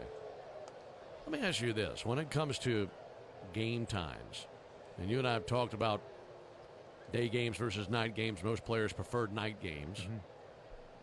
There's the 1-0 pitch on the way to Austin Riley. There's a ball outside.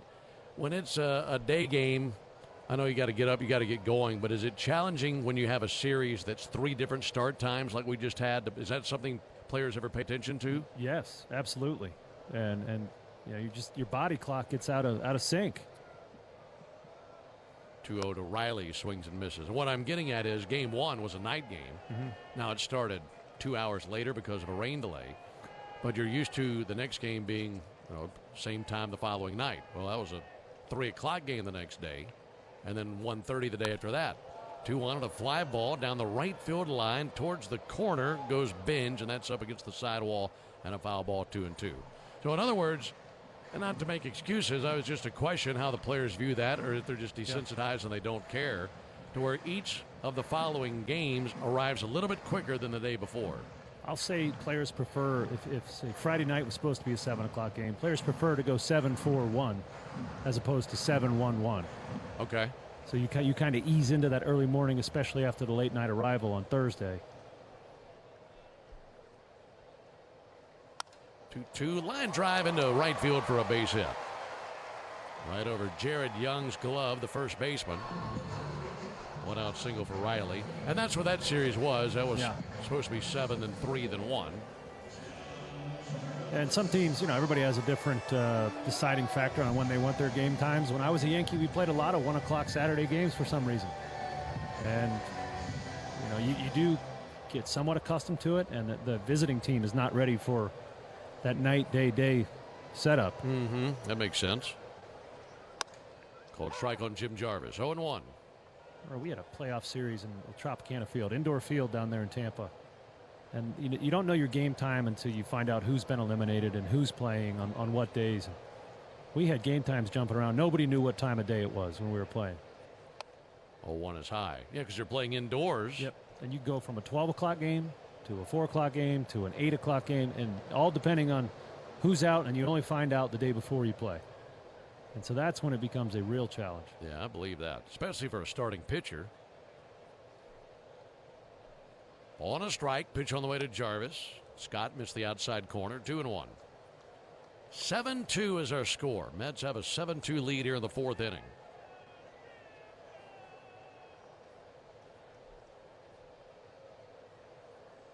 Right-hander Christian Scott at 66 pitches.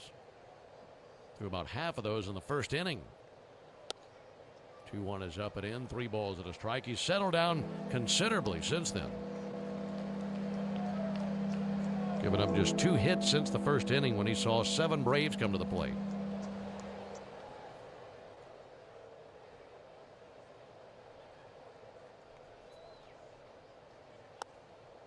Jarvis takes a fastball outside, so it's a walk for the first time tonight by Scott.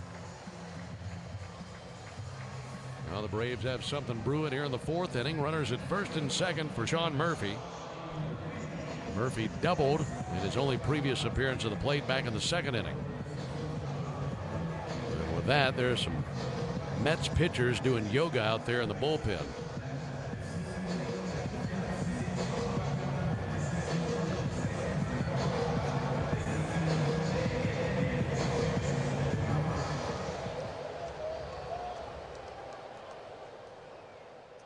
Riley at second, Jarvis at first. Scott goes to work, and Murphy takes a called strike. First pitch cutter. Hardly any breeze in the ballpark. Flags out there in right center completely still. And this will be Scott's 70th pitch of the game.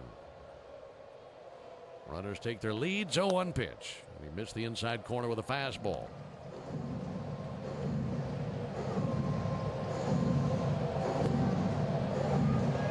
Murphy steps out of the box, now right back in. Gripping his bat with bright red batting gloves and taking a peek at this right-hander Scott. He's set right at the belt. 1-1 swung on, miss. Got a fastball by him. Went away with a heater. Scott has 4 strikeouts in the game. He's hit a batter. He's walked a batter. But he has a 5-run lead in the bottom of the 4th inning. Murphy adjusting his glasses.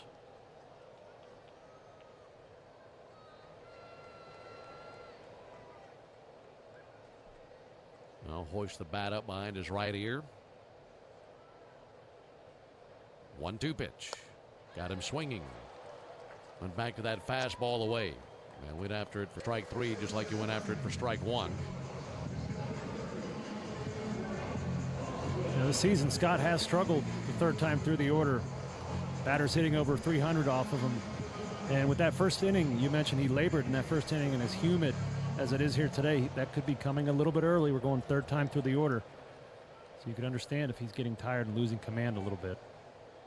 Well, if he loses command to Baldwin here, you'd love for him to punish this thing, get the Braves right back into the game. And he slugs it to the right side, got a first pitch sweeper and hit it into right field. Digging around third base, Riley. The throw out of right field is not in time. And sliding across safely now, Riley for the run. RBI single by Drake Baldwin. It's a 7-3 game. RBI number 60 this season for Baldwin. Yeah, you got to eat an elephant one bite at a time. That's the assignment for the Braves here. Just keep chipping away at that lead. Now Ronald Acuna up to the plate. Pitching coach Justin Willard walking to the mound. He'll have a conversation with Scott, Alvarez, and a few other Mets who will be joining in. Lindor, Bichette walking in. They're kind of stragglers to the meeting. Well, the good news is, look, when you're trailing like the Braves have been trailing, the good news is it's so early in the game. And there's time to get it back on track, but you have to cash in on every opportunity you get. And good to see them score the run here in the 4th inning, but you need a big inning right here. You do. You do. And we mentioned Scott might be getting fatigued. He's only gone 6 innings once this year. So he's not accustomed to going deep in the games. And with the weather and the fatigue he has from that first inning, just hoping he makes a mistake to Ronald here. Maybe a cutter or a sweeper that's hanging over the plate. And we can really take a big bite out of that elephant. He makes one big mistake here, then suddenly you're talking about a 1-run game. Acuna's over 2. First pitch he sees, fouled straight back. I don't know what Justin Willard, the pitching coach, told him, but I'd be tempted to say, brother, you're from Florida. This heat shouldn't bother you at all. That's true. Yeah, this is a nice day in Florida in the summer. 0-1 on Acuna. Scott brings it. Acuna takes a ball outside. 1-1. Acuna has struggled against Scott, 0 for 9 with 4 strikeouts. So Ronald's really got to bear down here. Jarvis at second, Baldwin at first. 1-1 pitch, and he swings and misses a high fastball that was out of the zone. Just looked too tempting to him. Well, that was up at umpire's mask high. Well, if you're Scott, you got to be tempted to go right back up the ladder again.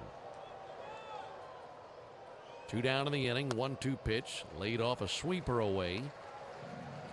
Inning started with a ground out, then a single by Riley, a walk by Jarvis. Murphy struck out, and then Baldwin with the RBI single. And search for a clutch 2-out hit right here from Acuna. 2 balls, 2 strikes, 2 outs. Here it comes. There it goes. Whistled into left field. Base hit out into left. Around third base, Jarvis. He will come in and score. Going first to third, Baldwin. RBI single by Acuna. Braves register another run, and it's a 7-4 game. Yeah, great swing by Ronald there. Sweeper away to drive in that run. I thought he was getting set up for the high fastball, but no, the sweeper away, and Ronald punishes it, makes Christian Scott pay there. So now the tying run comes to the plate in the Braves' best home run threat. Matt Olson, second in the National League at home run entering the action tonight. 1 behind Kyle Schwarber. It is 34th home run of the season yesterday. It's a 7-4 game. Runners at the corners. First pitch to Olson. He swings and misses over the top of a cutter that was bearing in under his hands.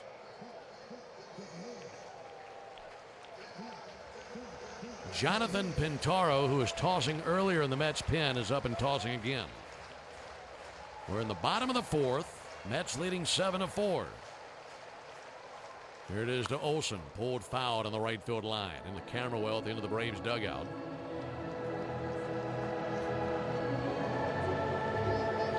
Olson is the 7th Brave to the plate here in the bottom of the 4th inning. Singleton scored in the first inning.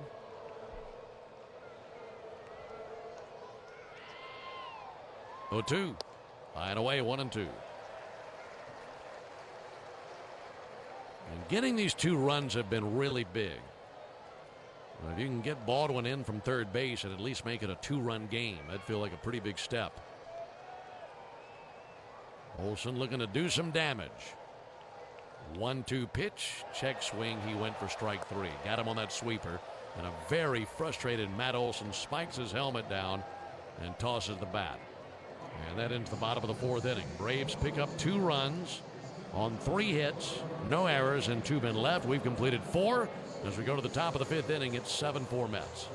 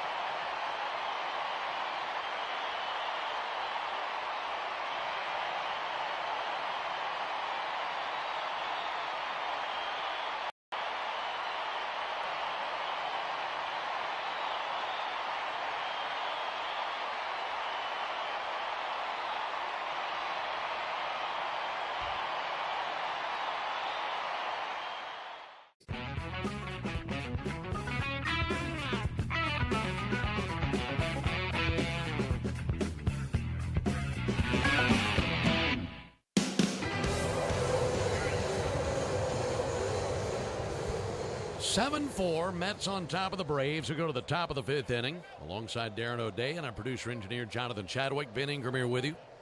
Elder still out there for the Braves. You know he'd love to get through 5. Suter is back up and tossing for the Braves. 7, 8, and 9 in the order for the Mets. And for Elder, you know he wants to really dig deep, try to get through these 5. Beatty takes a called strike. I mean, more than anything, he probably feels like it's his responsibility to accomplish as much. And that would be quite an accomplishment after that first inning, right? 5 runs and 31 pitches, really bearing down. 0-1 outside. And we've been talking a lot about how these one-run games have been putting a stress on the bullpen. So Bryce being able to get back out here and put some innings is huge. 1-1, just missed the outside corner. 2 balls and a strike on Beatty. It was Beatty who had the biggest swing for the Mets. Hit the grand slam in the first inning. 2-1 low and outside, 3 balls and a strike.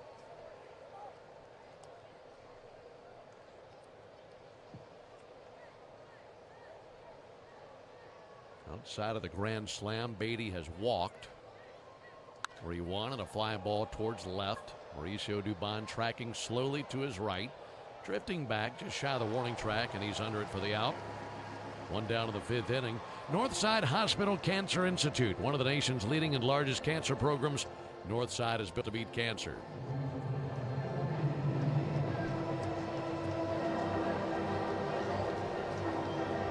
One out for Jorge Polanco.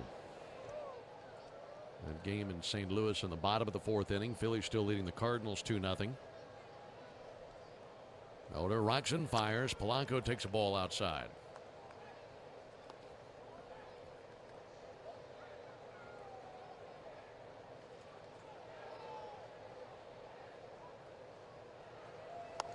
One outside, 2 balls, no strikes.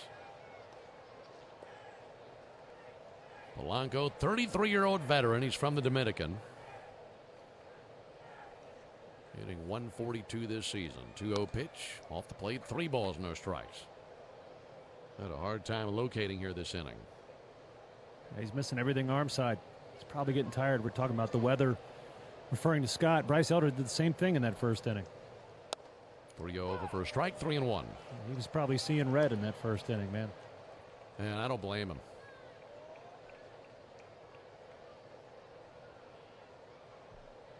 Trying to battle all the way back here versus Polanco. And he lost him. Missed outside with a fastball, and he's walked Polanco.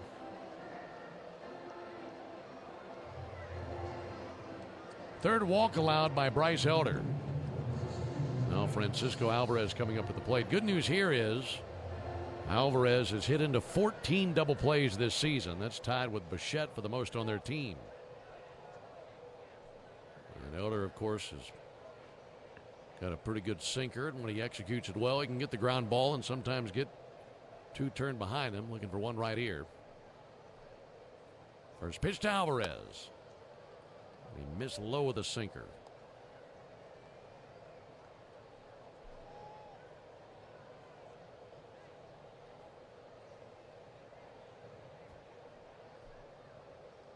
Pitch number 103 from Elder. Right at the top of the zone with a sinker for a strike. 1-1. Ben, I did a little research today. You should be proud of me. I was looking at Francisco Alvarez's picture on the board and noticed that tattoo he has on his throat. Very uncommon place for a tattoo. 1-1 low and outside. It's in red ink, isn't it? And it says, "The best." Right below his Adam's apple. It's very faint. It makes you wonder, what is that? Is there something on his neck? And then you look it up and it says "the best." So guy has a lot of confidence. 2-1 pitch, ground ball to Ozzie, backhanded, flip to Jarvis. There's one over to first base and a double play. Very nicely turned, Albies to Jarvis to Olsen. And that ends the threat in the top of the 5th inning. And Elder works around that walk. We go to the bottom of the 5th inning, 7-4 Mets.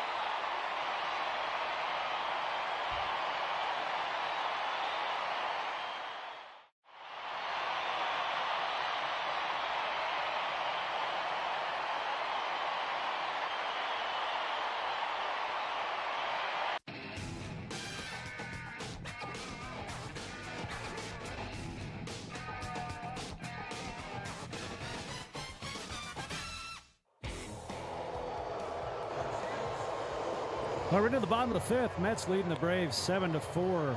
Mets starter Christian Scott finished for the day. 4 innings pitched, 7 hits, 4 earned, 1 walk, 6 strikeouts. Braves worked him hard. On to relieve him, young right-hander Jonathan Pintaro, who's just recalled today for his 6th stint with the team this season. He's been riding that shuttle back and forth to AAA.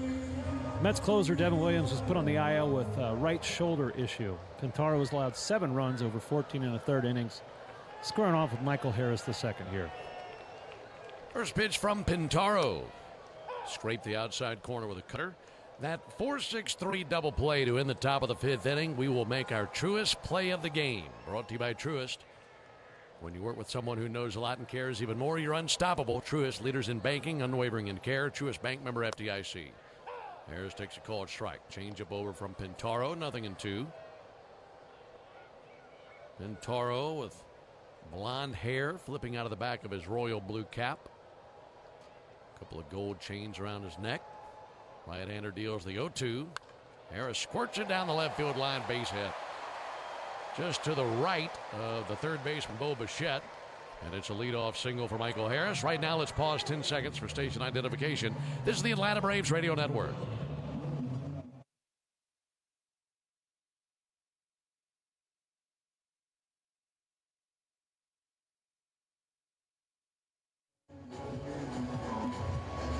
Mets 7, Braves 4, bottom of the 5th inning.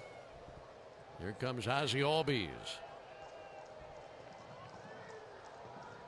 Ozzie takes a ball high. Judging by what you saw in the first inning, I bet you didn't think that either pitcher would be around for the 4th inning. Yeah. And Bryce got through 5. Scott made it just through 4. 1-0 pitch on the way to Ozzie. There's a ball low and outside, 2-0. And I applaud Bryce Elder for being able to find a way to mentally get it back on the rails and get by the frustration of what he experienced in the first inning, a lot of which was not even his fault. And able to get through 5 innings. 2-0 pitch. Low and outside, 3-0. Yeah, especially the point you made, this being game 1 of the series against a team that you've been struggling to beat. So if you had to empty out that bullpen, you'd be in big trouble games 2 and 3. So yeah, big performance by Bryce. I know it's not the line he wants, and there's going to be a lot of frustration about that first inning, but it's 5 good innings for him. Always a tough game, isn't it? It is. There's a 3-0 pitch, and he takes ball 4. So the Braves have runners at first and second, no one out.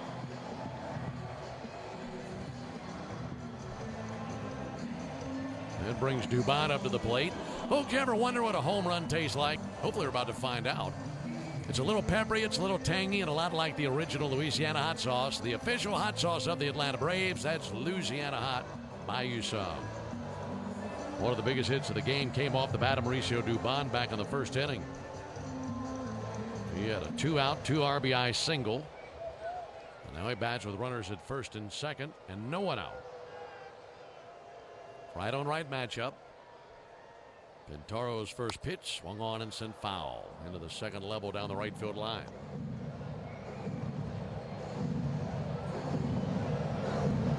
Braves just been chipping away. Chance to get a little bit closer here. Trailing by 3 runs.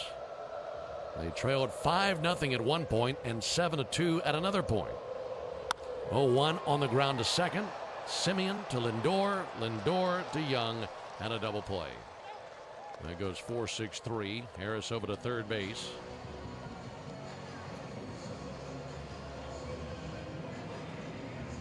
Now with 2 downs in the hands of Austin Riley to get Harrison from third base.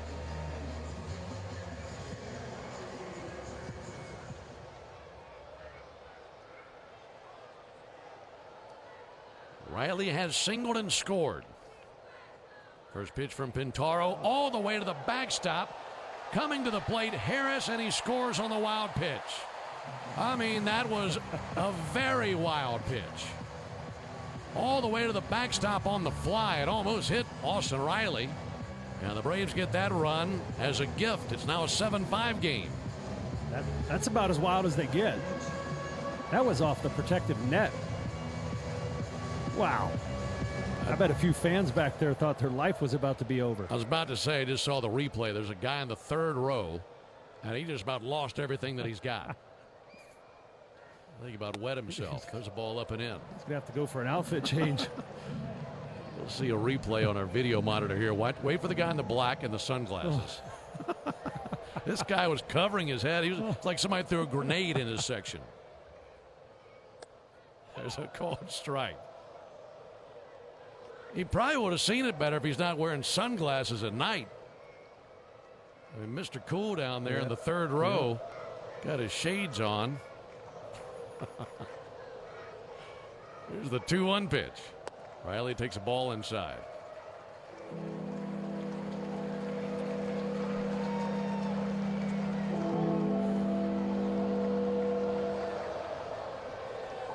Base is empty, 2 down, a 7-5 game in the bottom of the 5th. 3-1 to Riley. Huge swing and a miss and a cutter away.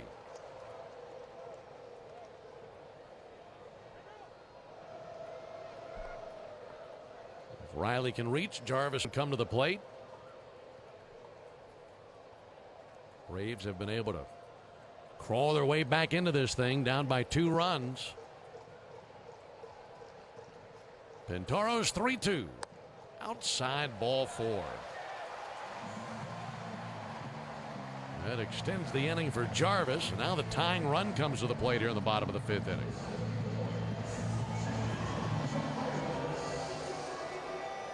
Yeah, Pintaro's laboring to throw strikes. 15 pitches, 8 balls, 7 strikes. So Jim Jarvis, need him to take a veteran at bat, even though he's a rookie here. Be very selective. Pintaro's going to try to jump ahead. If it's right in your spot, let it fly. Otherwise, make him throw strikes. Jarvis swings and misses at a cutter. Action continues in the Mets bullpen. They have a left-hander named Nate Lavender up and tossing. So the lefty Lavender loosening his limbs. 0-1 to Jarvis. Swung on and missed at a high cutter. 2 walks in the inning from Pintaro. Braves have 1 hit, and they've scored a run here in this inning on a wild pitch from Pintaro.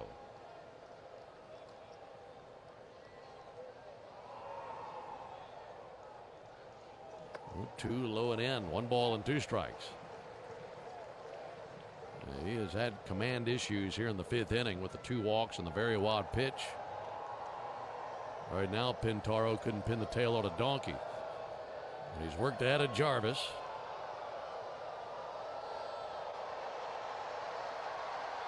Riley takes a lead at first. 1-2, and that's tipped into the mitt of Alvarez for strike 3. So with the 2 walks and the wild pitch, the Braves score the 1 run. We've played 5. We go to the top of the 6th inning, 7-5 Mets.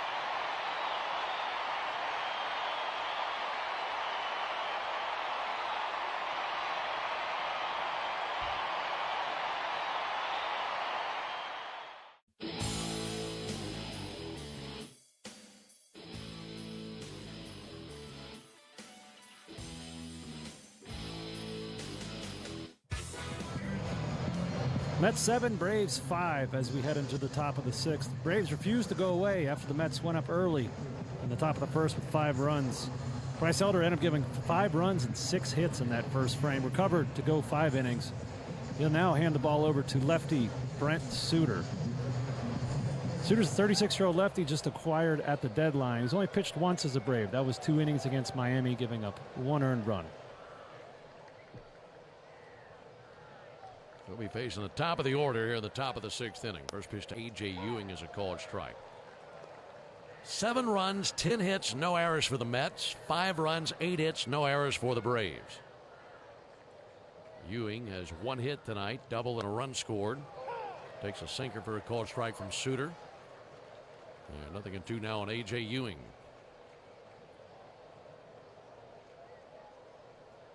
Suter brings it, misses outside. 1 ball and 2 strikes. Got a big double play to end the 5th inning.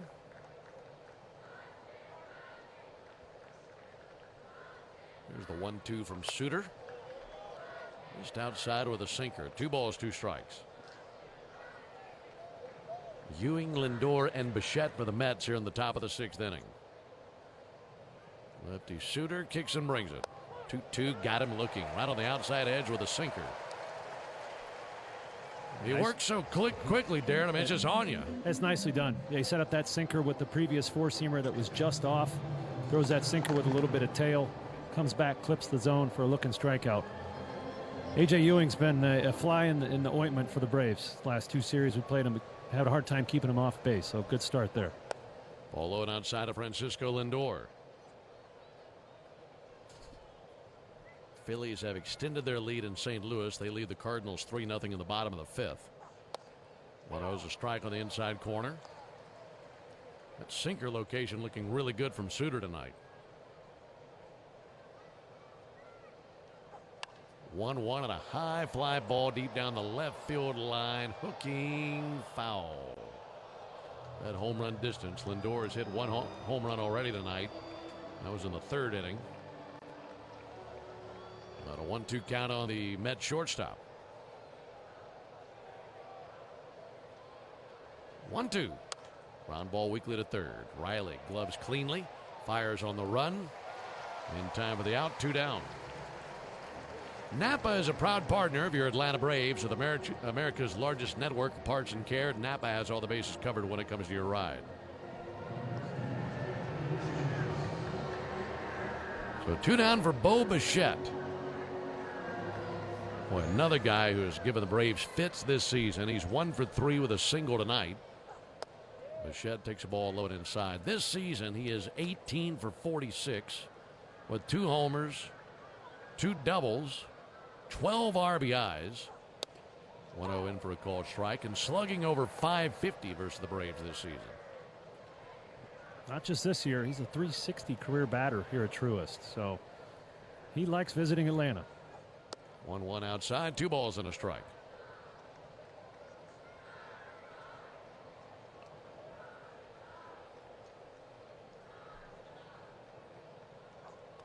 One is low. 3 balls and a strike. Braves trailing by 2 runs. Looking ahead to the bottom of the 6th. It'll be Murphy, Baldwin, and Acuna coming up. Suter kicks and brings it. 3-1 fouled back. 3-2. Talking about the rest of the game too. Something to keep in mind. The Mets traded away 4 of their best relievers at the trade deadline. So they're working with a lot of minor league guys. Young. They're talented, but they're young. 3-2.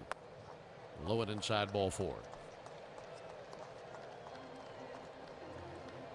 Well, that's certainly something that could play into the Braves' favor. And on top of that, I mean, the momentum, it's been slow, but there has been a slow momentum shift over the last couple of innings. And it's up to Suter right here to keep it on the Braves' side. It's been hard to climb back into this thing as the Braves on 2 different occasions trailed by 5 runs. Now trailing by just 2 runs. Carson Bench to the plate. Left-handed batter takes a strike.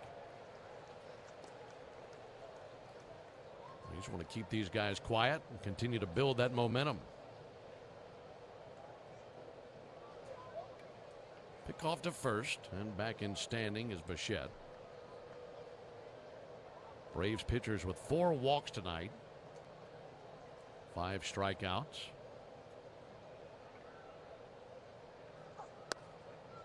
just missed the outside corner. This will be challenged. I think Murphy's going to win this one. It looked like it touched the outside corner. He's been dotting the edge with that sinker, and he does it right here. That'll be overturned. It's a good pitch, Darren, but especially against the lefties. Yeah, that's a tough pitch. Left on left to get that extension to really nail that corner down and away. 0-2. Spoiled foul into the third level down the third baseline. Binge go ahead. I'm sorry. I'm glad Murphy challenged. There's been a couple tonight, especially that big one in the first inning where Murphy, I felt like he could have challenged. He's still getting used to the system, having not caught many innings this year. 0-2 low and outside. It rolls away from Murphy, but he's on it before Bichette can take off. Yeah, if there's one thing the Braves could change in this game, it would have been challenging that pitch to Binge. Yes. In the first inning. That's the difference in 4 runs. That's the end of the inning. Yes. That was a big swing. 1-2 tap to the backstop. It would have been a strike him out, throw him out double play. Instead, it was ball 4. It was never challenged. The throw down to second. It's as if home plate umpire Corey Blazer just forgot that he has a duty to call balls and strikes. As he was watching the throw down to second base, it was a clear strike. The entire pitch was in the zone. 1-2 missed outside with a sinker. But to your point, it wasn't challenged by the Braves. And yes, you wish that it had been challenged by Murphy. But I placed the first blame on home plate umpire Corey Blazer. You got to call that a strike. 2-2 pulled foul, and hopping over it, Gilbert Gomez, the first base coach.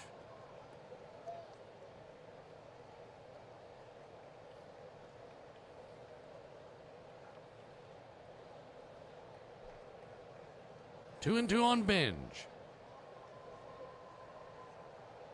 Suter cuts it loose, and he got him looking for strike 3.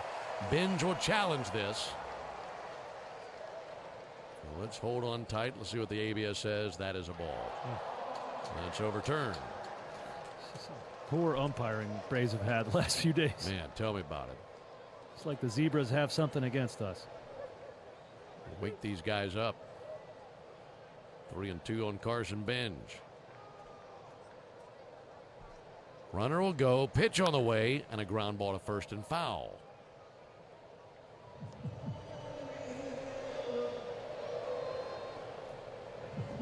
Binge, as we mentioned, walked in the first inning. He was aboard for the grand slam by Beatty.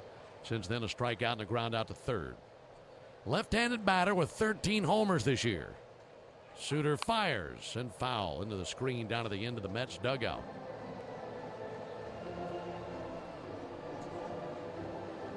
Told you these numbers for Binge lately over his last 11 games entering tonight. Hitting .386 with 7 RBIs in his last 11 games. Been a really tough batter to face. Payoff. Ground ball out to short. Backhanded by Jarvis. Off balance throw and a beautiful throw. In time for the out. Great play by Jim Jarvis going to his right. And that ends the top of the 6th inning. No runs, no hits, no errors. 1 left. We go to the bottom of the 6th. 7-5 Mets.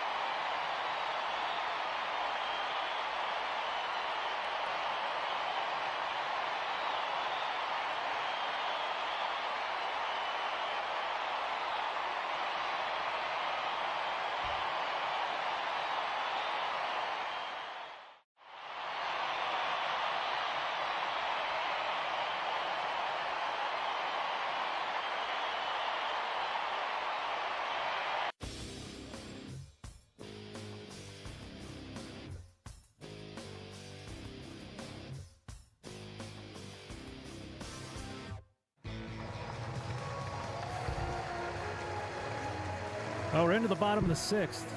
Mets still leading the Braves 7-5, but Braves looking to do something about that. They'll be doing that against a new reliever. Young left-hander Nate Lavender, 26 years old. He's a native of Hudson, Illinois. Did pitch collegiately at Illinois as well.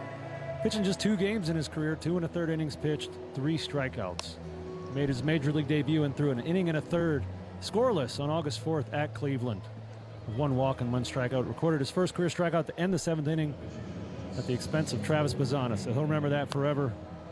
And as I mentioned, this Mets bullpen, they got a lot of talent, but they're going to be short on experience. So you got to love that if you're looking for the Braves to come back and win this bad boy. Time to put them to the test, I'd say. That's right.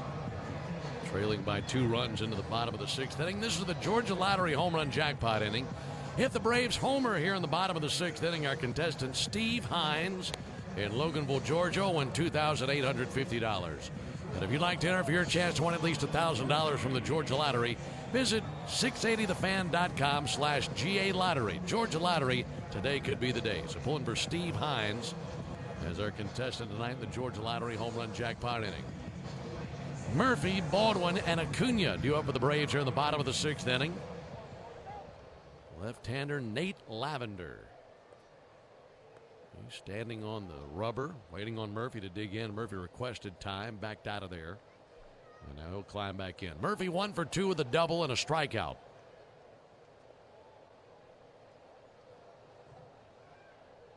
Here's the first pitch on the way from Lavender. Strike. Fastball 93. Under the lights as night has fallen here over Atlanta. Starting to get late in this one. Here's the 0-1 pitch on the way to Sean Murphy. Through the back door of the slider. They call it a strike. And that's just brutal. Been a bad zone, hasn't it? Murph's got to know that's a ball. That's almost a full ball outside the strike zone. Braves have both ABS challenges remaining. 0-2 from Lavender. Check swing. They appeal. He did not go. 1-2.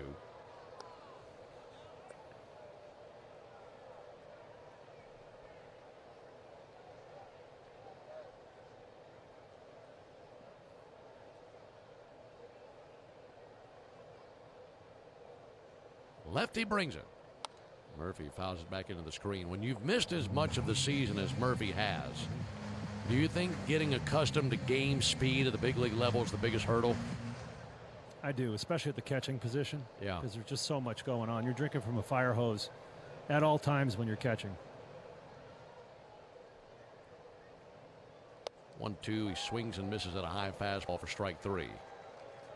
Most guys on the squad, if they aren't hitting, they're sitting on the bench, just chilling out, relaxing, analyzing their at-bat or whatever they want to do.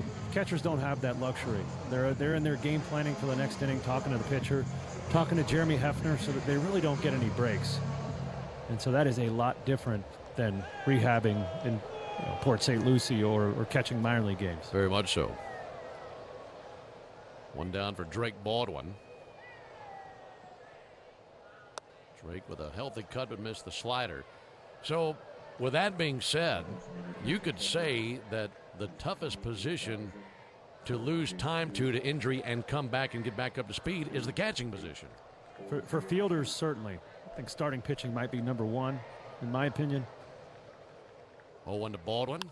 And he hits it deep down the left field line, but slicing foul and out of play. Yeah, that makes sense. Only because the length of time for every week down, every week of not throwing, that's another week of throwing. So if you can't throw for 3 weeks, you're not coming back for at least 3 more weeks. So the starting pitchers takes a while, but catchers in terms of fielders for sure. 2 to Baldwin. He swings and misses at a slider for strike 3. And 2 down in the 6th inning. So back-to-back strikeouts by Lavender.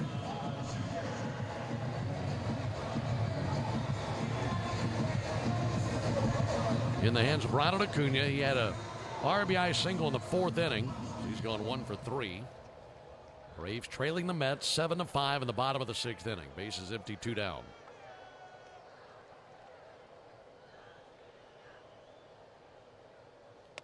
Ball high and outside. 1 ball and no strikes. For Lavender, very slow in his mechanics. Not a whole lot of movement, and then boom, here he comes. Sets up on the third base side of the rubber. Just a very small step with his right foot. Pauses, kicks, and here it comes. There's a ball high.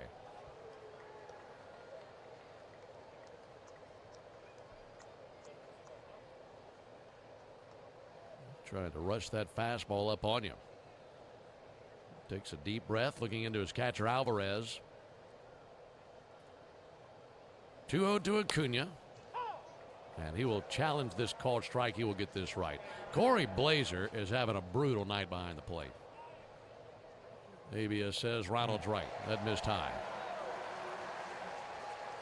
And it's been that way all night long. I missed by almost an inch and a half. That non-call in the first inning went from it being a 1-run inning to a 5-run inning. 3-0 pitch, taking all the way, takes a strike.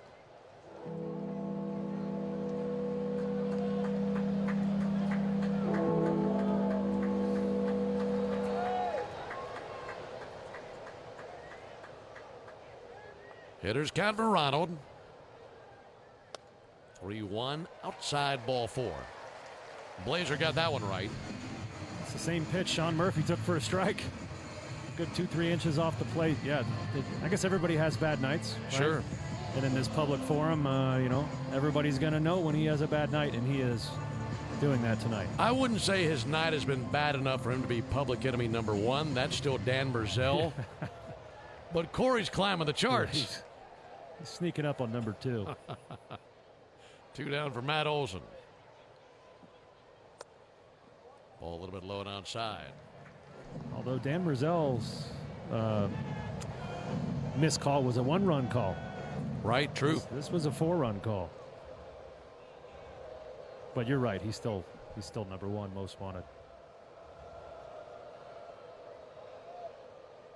Olson awaits. Ground ball out to first and speared by Young. Steps on the bag. Matt hit it really hard, but directly to the first baseman Young. That into the bottom of the 6th inning. Braves get a 2-out walk, and that's that. We'll go to the top of the 7th. 7-5 New York.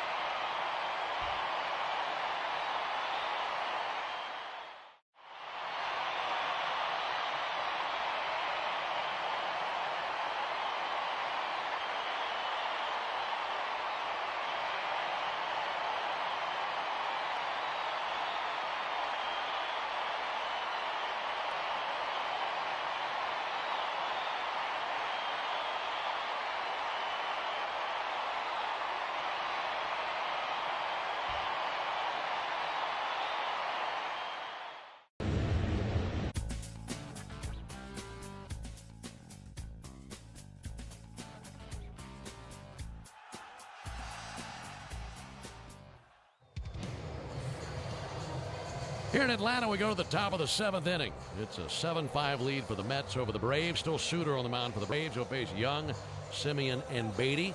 I got a good this day in baseball history for you. As we go to the top of the 7th, this day in baseball history, 2003. Something took place that has only happened one time in Atlanta Braves history. There's a pop-up just back of second. Ozzie Albies there, makes the catch, and Young is retired. This day in 2003, in a game at Old Busch Stadium in St. Louis, Braves and the Cardinals got together. Woody Williams was the batter. Cardinals had runners at first and second. They had the hit and run on. And Woody Williams lined out to Rafael for call that's short, who swiftly turned an unassisted triple play. And it's the only time in Braves history they have turned an unassisted triple play. It's only happened 15 times in the history of the game. Yeah, that's like seeing a unicorn. Unassisted triple play. Unassisted triple play. One down for Simeon. There's a called strike. Just 15 in the history of the game. The last time it happened was 2009. That'll be swung on and missed. Nothing in 2.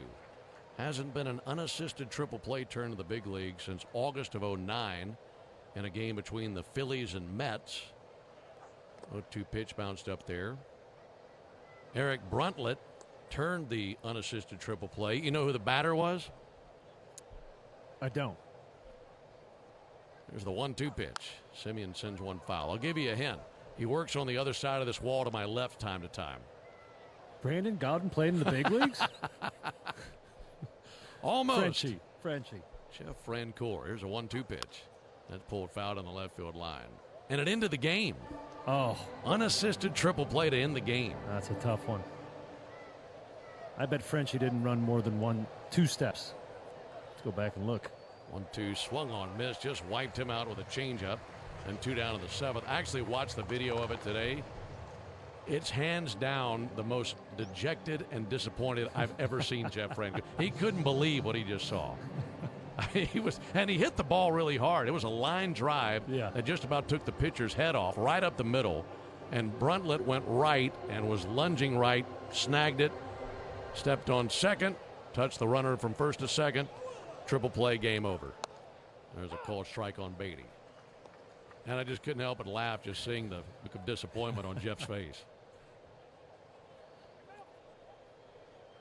2 down, top of the 7th. Braves down 7-5.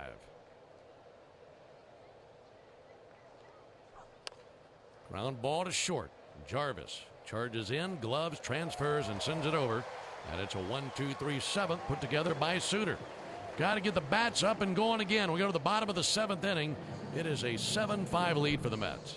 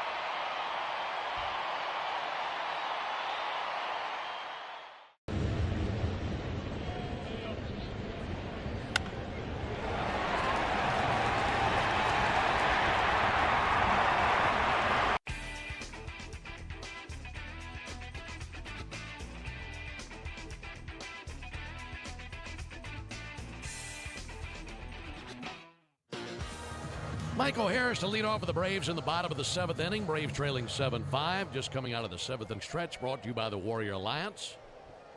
Left-hander Nate Lavender going back to work. He was out there for the 6th inning. Pitch on the way to Michael Harris is a called strike. The Warrior Alliance is stepping up to the plate to help Warriors navigate to success after military service. Visit thewarrioralliance.org to learn more. Michael's been on once. He singled and scored in the 5th inning. That's the last time the Braves scored a run. 0-1 drilled but foul. Boy, he turned on that slider. Way up there in the second deck, deep down the right field line, but an 0-2 count.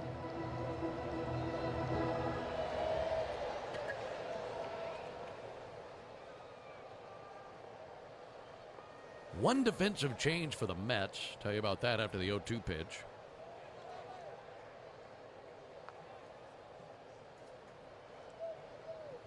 Lavender's 0-2. Harris with a bouncer fair down the left field line up against the sidewall. The new left fielder Christian Pache having a difficult time with it. Plays it off the sidewall, sends it in. It's a double by Harris. I mean, that was going right down the line like a gymnast on a balance beam. Just hopping right on down the chalk. And the Braves off to a good start here in the 7th inning. Yeah, young Nate Lavender, that's the first career hit he's given up. Looks like, well, my point doesn't matter because it looks like he's out of the game as Andy Green walks out to the mound. Well, here comes Green. Yes, by the way, Christian Pache, the new left fielder. And now the Mets make the call to the bullpen. It's the Aero Exterminator's call to the bullpen. Make the right call. Protect your home and business from pests by calling 888-GO-AERO or visit aeroexterminators.com. We'll tell you about Daniel Duarte when we come back. 7-5 Mets in the 7th.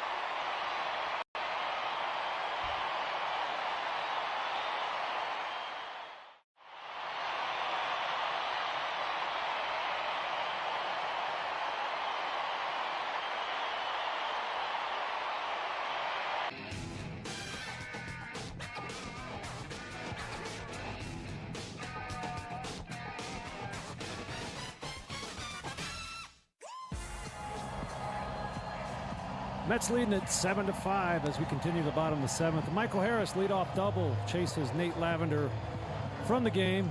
He'll hit the shower. I bet I know what his soap smells like. On to relieve him, right-hander Daniel Duarte. 29-year-old is in his 4th season in Major Leagues. He's been good this year. He's got a 1.17 ERA through 11 games. He's been tough on both-handed hitters. Batters hitting just 154 against them. Lefties hitting 161. Ozzie Albies take a shot at him here. Here's the first pitch on the way from Duarte to Albies. As he pulls it foul into the screen above the Braves dugout. The average baseball game has 9 innings. That means 9 chances to put the original Louisiana hot sauce on all your favorite ballpark eats. They're all tastier with the official hot sauce of the Atlanta Braves. That's Louisiana Hot. Buy you some. 0-1 on Ozzie Albies. He's the tying run here in the bottom of the 7th. Ozzie sends it foul over the Mets dugout into the second deck. 0-2. So the Mets have used Scott, Pintero, Lavender, and Duarte. Braves have used Elder and Suter. They were down by 5 runs on 2 different occasions, trying to come back, erase that deficit, and steal game 1.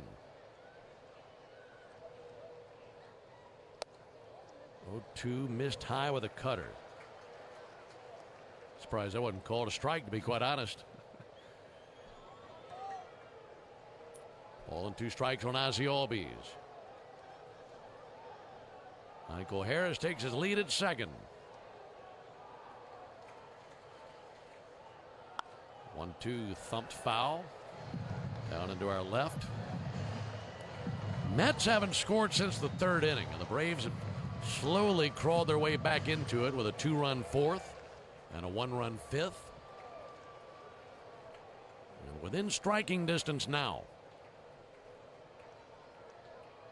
1-2 pulled foul on the right field line.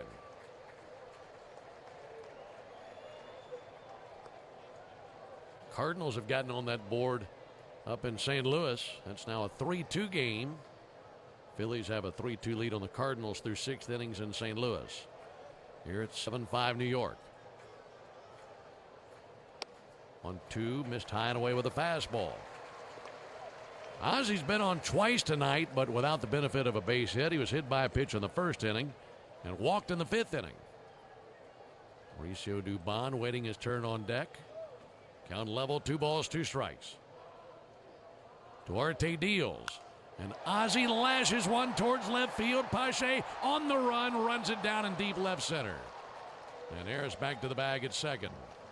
We just mentioned that they made a defensive change in the top of the inning as Beatty was in left field, and then Pache taking over here in the bottom of the 7th. If that's Beatty out there in left field, that might be on the wall. Yeah, 100% certain that's a double if Pache's not out there. He's a great sparring man. He was always touted as possibly the next Andrew Jones, so you know he can go and get it. One out for Dubon. Mauricio, high fly ball to left center. Pache in left center field makes the catch. He was kind of more towards center field than left center. I think most center fielders will make that play, but Pache calls off Ewing, and he's got it for the out, 2 down.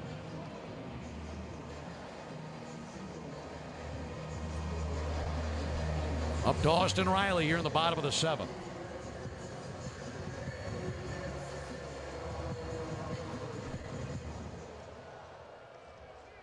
Got a lead-off double here in the 7th. Got to find a way to get that run in. It's in the hands of Austin Riley. Austin takes a cutter high for ball 1. This will be challenged.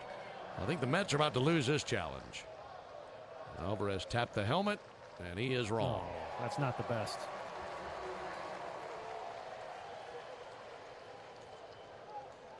I think he got fooled by Corey Blazer because they've been strikes all night, so he thought that was a strike. Yeah.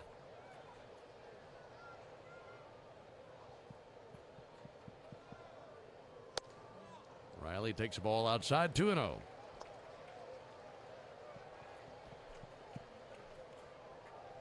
Very favorable count for Riley.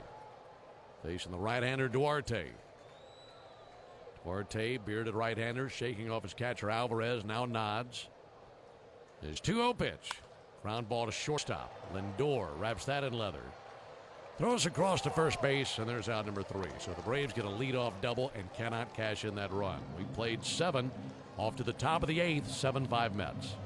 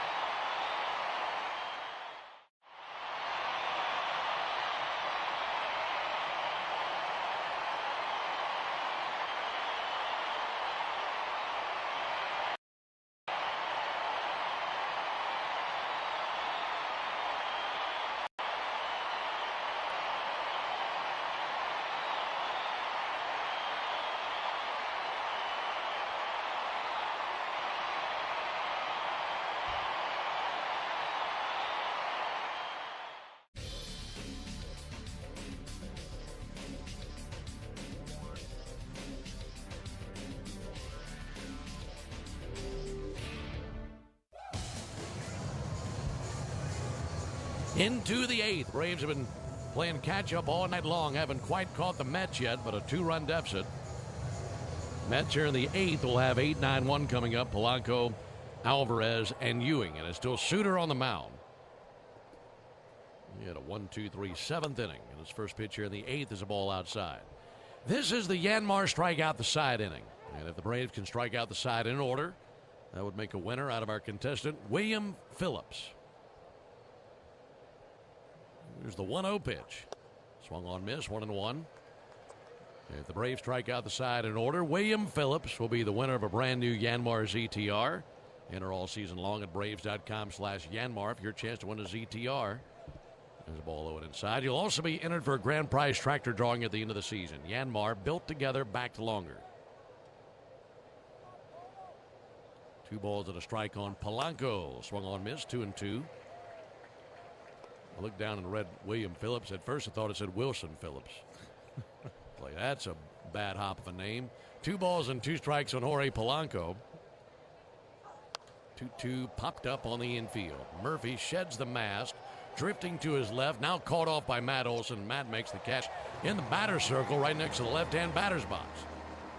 1 away in the 8th inning. No winner in the Yanmar strikeout the side inning, but William Phillips, thank you for playing. Yeah, that pop-up, a great example of what you get when Brent Suter's on his game. He's had a lot of weak contact, 2 infield pop-ups, ground balls, no hits allowed, and this is exactly the situation the Braves went out and got him for at the trade deadline. Francisco Alvarez takes strike 1. So far he's been able to hold the line, and you know, he leads the league in relief innings thrown almost every year. Yeah. Alvarez calls time to try and mess up his rhythm, because once he gets going, he's hard to stop.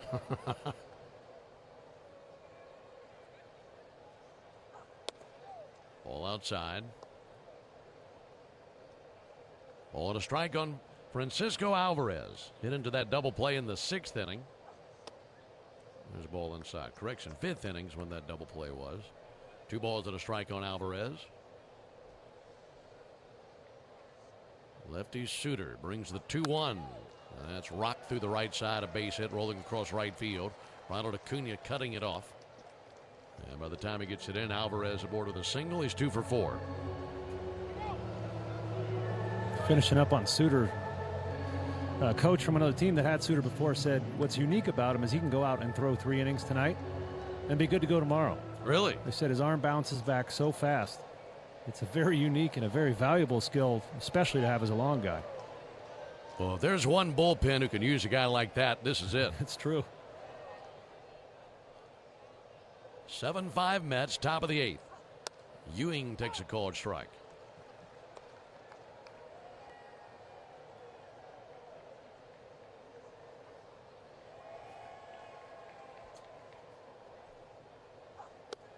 That's by him. Swung on and missed at a sinker. 0-2 on A.J. Ewing. In the bottom of the 8th, the Braves will have Jarvis, Murphy, and Baldwin due up. And up to Suter to get it there, trailing by the 2 runs they're currently down by. 0-2 pitch. Popped up into foul territory. And it'll arc its way into the lower bowl of the stadium. So 0-2 on Ewing.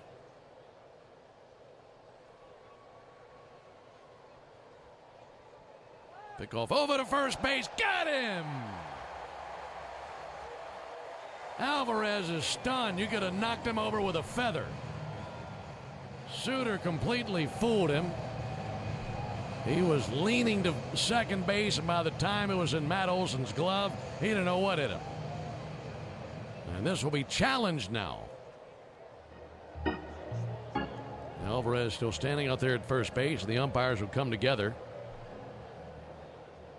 I mean, he wasn't that far off from the bag.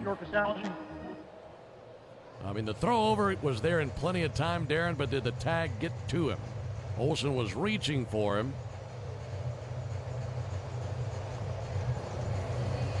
Now, Suter's pitched twice as a Brave, and if this is an out, now picked off 2 guys. He's got an outstanding pickoff move, so runners should beware. Alvarez, as you mentioned, just a couple feet away from the base, but he had already looked home when Suter picked over. I've got him out. I think the tag hits the tricep before the pink sliding mid on the right hand got back to the bag. Match tag hit him just above the elbow. And I believe this will be confirmed. I mean, he was maybe a stride off first base and was hopping towards second when the throw went over. He thought the throw was about to go to the plate. In a moment, we'll hear the voice of Andy Fletcher, the crew chief and second base umpire tonight. And if you look at the most pickoffs in the league since Brent Suter's been around, it's a bunch of starting pitchers and Brent Suter. Got a really deceptive move. Again, the call on the field was that he was picked off. And I'm not seeing anything clear and convincing that says that he isn't. Let's go down to Andy Fletcher. After review, the call on the field stands. Runners out. New York loses their challenge for the remainder of the game. Okay, so the call stands. He's out. 2 down in the inning.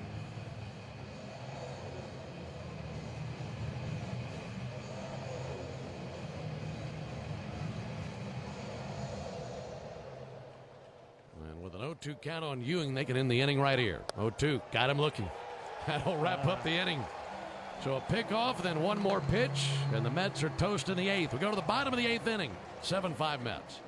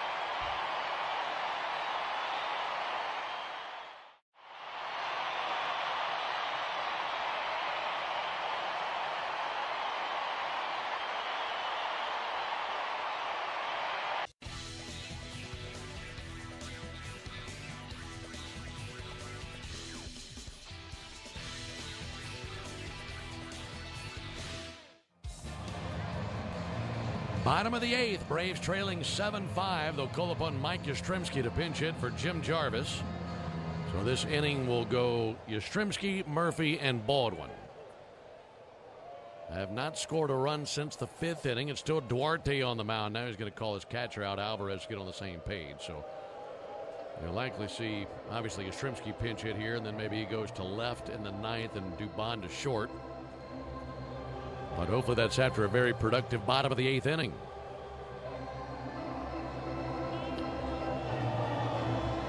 All right, Duarte has a defunct PitchCom device, it appears. So they're getting all that lined up. Game 2 in this series tomorrow night, 7:15 Eastern, 6:15 Central. Martin Perez versus Nolan McLean, lefty for the Braves, righty for the Mets. And then game 3, 7:15 Wednesday night, Tyler Mahle and Zach Thornton. This is a game that saw the Mets get out to a 5-0 lead at the end of a half an inning. Braves got 2 runs back in the bottom of the 1st, but the Mets scored a run in the 2nd and a run in the 3rd. They had a 7-2 lead at the end of 3 innings. And since then, the Braves have been chipping away with 2 runs in the 4th, 1 in the 5th, and trailing 7-5 in the bottom of the 8th. Mike Yastrzemski, a .230 hitter, 8 homers. First pitch from Duarte, ball low. This is a great matchup for the Braves. Yaz loves those cutters and sweepers coming into him, those right-handed breaking balls. And those are Duarte's 2 most used pitch, the cutter and the sweeper. 1-0 pitch. Outside. How about this? In the 8th inning or later this season, Yaz is batting .323. Oof. Just getting it done with a game on the line, and the Braves need him to pace the 8th inning with a base hit right here. Duarte kicks and brings the 2-0 pitch. Strike. Check swing by Yaz, but the cutter was over. 2-1. Sean Murphy swinging a bat in the on-deck circle. Yastrzemski awaits. 2-1 from Duarte, and he pops it up. Down the first base line, foul territory. Alvarez at the on-deck circle goes into the netting and makes the catch right before he goes into that screen. And he survives the impact of the net and holds on. I thought he was going to trip over a bat or a donut or something down there in the on-deck circle. That's a heck of a catch. That was Yaz's pitch, too. That was a cutter, middle of the plate down. That's his nitro zone. Fortunately, it's just a tick under it. Now the Braves will pinch hit for Sean Murphy. It'll be Dominic Smith before he digs in. Let's pause 10 seconds for station identification on the Braves Radio Network.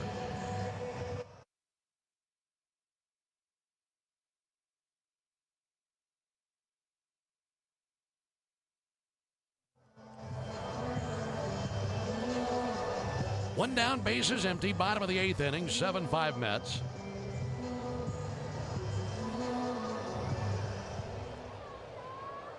Dominic batting .265 this season, 8 home runs. Braves down 2 runs in the bottom of the 8th.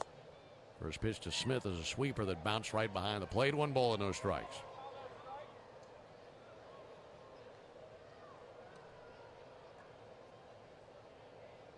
Bearded right-hander Duarte. Set of the belt, 1-0 pitch.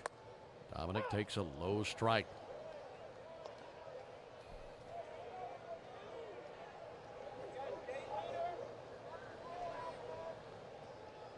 Victor Madero is throwing in the Braves bullpen right now. 1-1 is low, 2 balls and a strike. Assignment here for Dom Smith. Get on base. Got your power hitting catcher DH on deck, Rick Baldwin. He can get on base. 1 swing ties the game. 2-1 high and away, 3-1. Certainly take a walk. Mets pitchers with 4 walks tonight. Braves have cashed 1 of those in for a run. That was back in the 4th inning. Alvarez dials up what he wants on the PitchCom device. Duarte brings the 3-1, and there is ball 4. That'll put Dom aboard, and I'd imagine you'll see a pinch runner, maybe Lane Thomas. But either way, you get the base runner. But Dominic will run here. Back to the top of the order to Drake Baldwin. Drake has had a nice night. 2 for 4, a single, a double, an RBI, and a run scored. And Baldwin takes a called strike. Boy, that looked low. I mean, that zone tonight has been very tall and very low as well. I mean, the tops and bottoms of the zone, very north and south zone is what Corey Blazers called tonight. Oh, 1 low and in. That's smothered back there by Alvarez. Keeps it in front of him, 1-1. Kodai Senga now throwing in the bullpen for the Mets. Mets with a 7-5 lead in the bottom of the 8th inning. Runner at first, 1 out for Drake Baldwin. And Drake hits one well to left field, charging to his right, Pache, and over towards the line makes the catch. Had the right idea. Man, it'd been great if he could have shot it down the left field line, but it stayed in the air long enough for Pache to range to his right and glove it. 2 away. Got to give Andy Green credit. Good managing, putting Pache out there last inning. He's already made 2 plays that might have challenged Brett Beatty, who started the game. Pitching coach Justin Willard walking to the mound. He'll pay a visit to Duarte. And the fate of this inning is in the hands of Ronald Acuna. For Ronald, of course, he represents the tying run, but if he can get on base, the go-ahead run comes to the plate.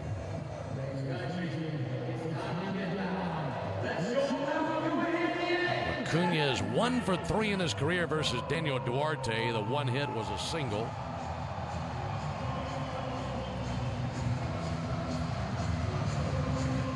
There's only one Brave on the active roster who's taken Daniel Duarte deep, and he's currently swinging a weighted bat in the on-deck circle. It'd be great to get Ronald on, bring Olson to the plate with a chance to hit one out and take the lead. Braves have been clawing their way back into this thing all night long. They haven't led all night. And trailing 7-5 in the bottom of the 8th. Duarte brings it, and Acuna takes ball 1. Ronald had the RBI single in the 4th inning. Also a walk in the 6th.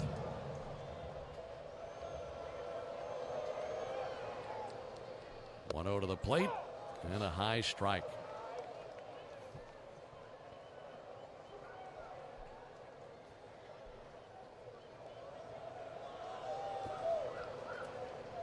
Ronald pinwheels his bat, stares down Duarte.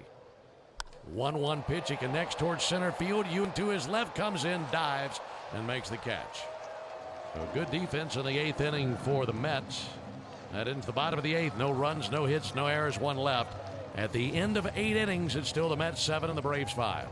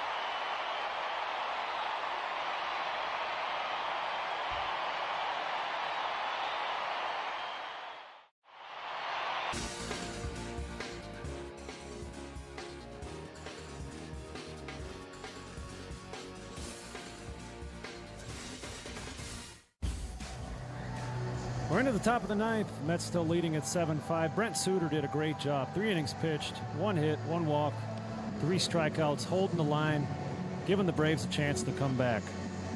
Got a host of defensive position changes, but on to pitch the 9th, right-hander Victor Medeiros. Victor's pitched in 12 games this season, 17 in the 3rd innings, did pitch on Saturday against the Yankees, giving up a solo home run. Francisco Lindor greets him, batting from the left side. Pitch on the way from Medeiros is a called strike. Victor's got a brand new battery mate. Drake Baldwin had been the DH for the first 8 innings. He's now catching as the Braves pinch hit for Murphy there in the 8th. So you've got Drake Baldwin catching, moving from left field to shortstop Mauricio Dubon. 0-1 to Lindor. That'll be dribbled foul over by the Braves dugout. And Mike Yastrzemski remains in the game and goes to left field. So Yaz in left, Dubon at short, Baldwin behind the plate.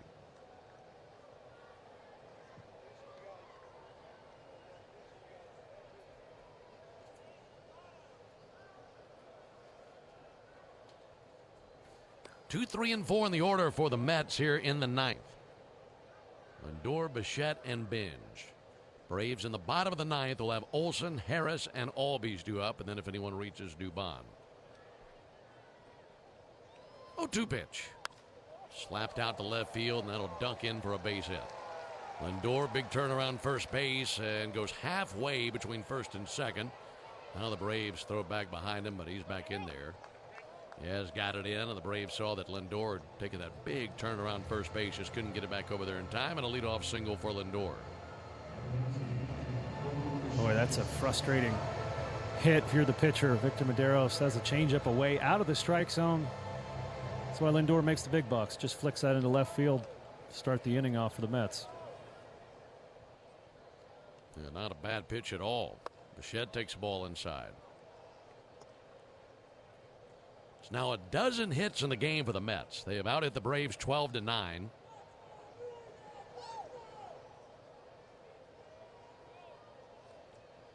Madero's right at the belt. And the 1-0 pitch. Strike.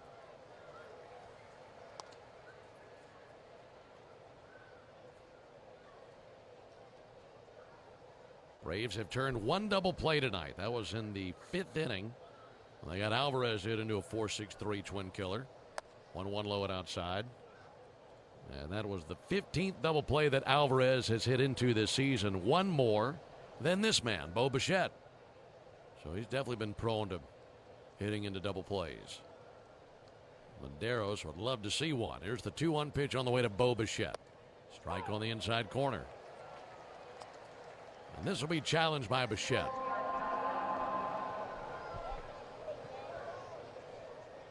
ABS says this is a strike.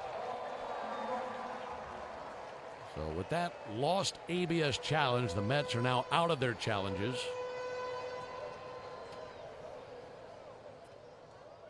I think Corey Blazer's thrilled about that. 2-2 pitch. Cracked into the seats down the right field line.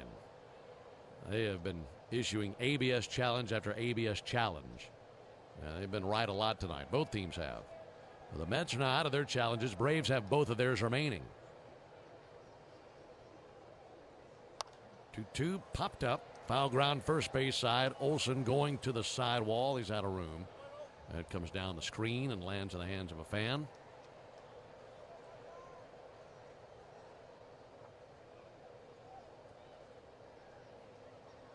I think we looked it up at that series in Baltimore. Most challenges in a game, I think, was 16. You remember the umpire? I don't remember the umpire, but I think we had a game in Baltimore where they had 11 challenges. I think we're sneaking up on that tonight. There's the 2-2 pitch, low and outside. I would guess if there's any kind of dubious record for a current umpire or an umpire who's been around lately, my first guess is C.B. Buckner. Why are you picking on CB? I mean, just going with the numbers. 3-2, low and in, ball 4. So a single and a walk. And the Mets have runners at first and second, no one out. You looking it up? Here comes Jeremy Hefner. So the record is 12. St. Louis versus the Athletics. And if all the information to list, they don't put the umpire's name on. I'm going to dig deeper, buddy. I think it's out there. So 12 ABS challenges is the major league record this season. All right, I got to talk to Google. Now it's in 16 total challenges. Okay. You got to know your sources. Meeting at the mound comes to an end. Kodai Senga still out there tossing for the Mets. He could be used in the bottom of the 9th. The question is, what will the lead be for the Mets when we go to the bottom of the 9th? They're threatening here in the top of the inning. Here's Carson Benj. Maderos with the first pitch plunks Benj with a cutter, and that'll load the bases.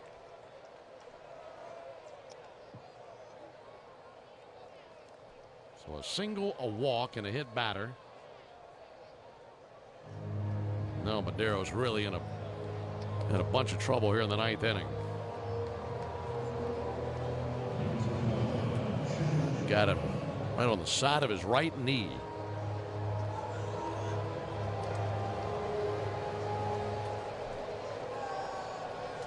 Infield in, bases loaded, no one out in the top of the 9th inning. Jared Young takes a huge healthy cut and a miss at a high fastball. Young 2 for 4 in the game. 262 batter. He is trying to give the Mets some more insurance. And a deep drive to center. Michael Harris carrying to his right, positions his body under it. He has got it. Lindor tags from third. Braves just now hit the cutoff man. Lindor scores standing, and it's 8-5 Mets in the 9th. Second RBI of the game for Jared Young, and his 25th of the season. All right, Ben, I got your info. Clint Vondrak was the umpire for the 16 challenge game. That's the most in a single game, but your intuition was correct. Laz Diaz leads the league with 64 total challenges and 36 overturned calls. Oh, Laz Diaz, okay. And C.B. Buckner is just behind him. So, yeah. Well, there's still a month left of the season. Yeah, that's right. One down for Marcus Semien. Danny Young up and tossing in the bullpen. 8-5 in favor of the Mets here in the ninth. On deck for New York, number 88, Luis Robert Jr. Semien pops one up on the infield. 88, Robert Jr. As the Albies walking to his left, makes the catch 2 away. This is number 88, Luis Robert Jr. So now Luis Robert will come to the plate. He's pinch hitting here. Remember, they sent Christian Pache into the game defensively in left field for Beatty. After Beatty batted in the top of the 7th, and now that his turn is rolled back around, it's going to be Robert up to the plate.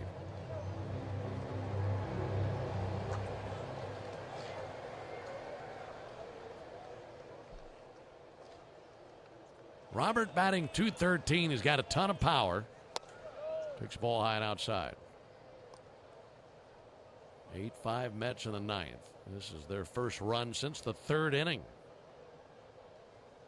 Braves pitching did a nice job of quieting the Mets innings 4 through 8 and giving the Braves their best opportunity to get back into the thing. That'll be found back here towards us. And that's a big run the Mets have scored here in the top of the 9th inning.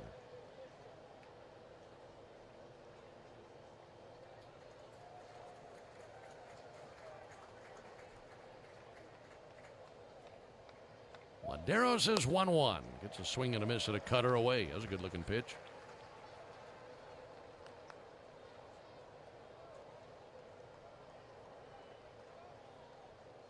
Binge at first, Bichette at second.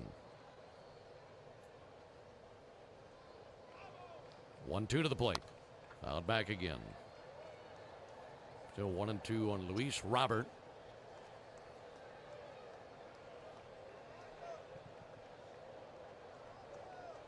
For Maderos, this will be his 20th pitch here in the 9th inning. Looking for his first strikeout tonight. Whips the 1-2 to the plate. Missed high with a fastball. It came in at 99. 2-2 on Robert. Should he reach, Polanco would come to the plate. Young right-hander shaking off his catcher Baldwin. Shaking off again, now nods. Cuts loose a 2-2. Got him swinging. Elevated a fastball, and that ends the top of the 9th, but a run for the Mets. On 1 hit, no errors, and 2 men left. Final call for the Braves to go to the bottom of the 9th inning, 8-5 New York.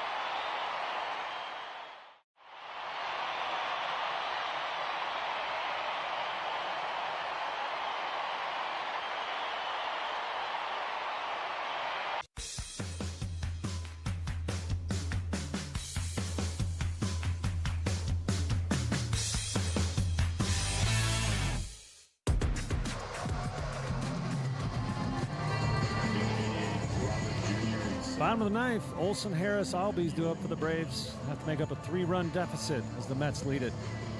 8-5. We mentioned before the game, Mets closer Devin Williams went on the IL with a shoulder issue. Looking to get his first save of his career, Kodai Senga. He's allowed 9 runs over 14 innings as a relief pitcher, but he'll get his first save opportunity. Also sporting an ERA of 8.29. Let's see how he handles it. Here's Matt Olson.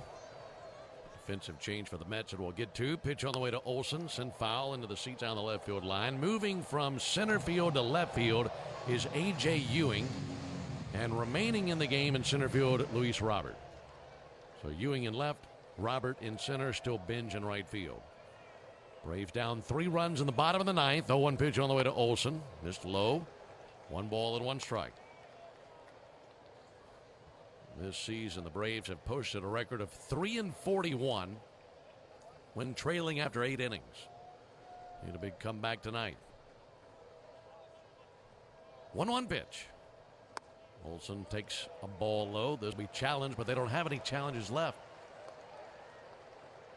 Didn't Alvarez use the last challenge? Goodness. I think it was Bichette. Okay. But he's used so many, you lose track of them.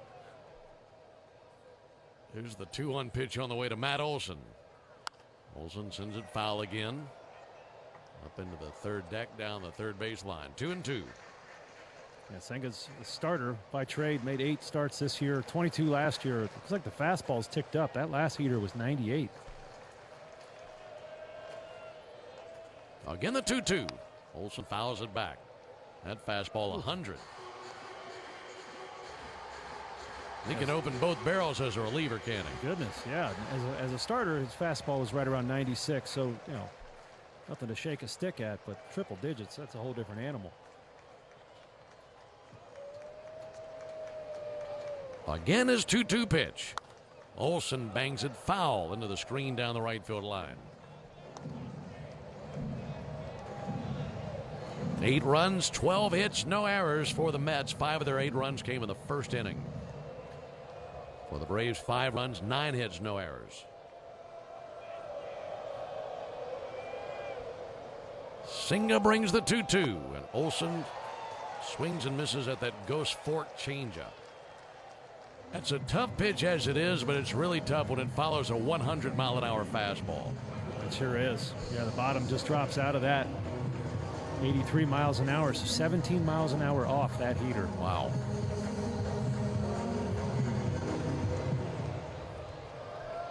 Bat in the hands of Michael Harris. Been a 2-hit night for Michael. Takes a slider low. Senga's issue has not been the stuff. It's been controlling the stuff. He has 33 walks in just 46 2/3 innings pitched. So too many free passes.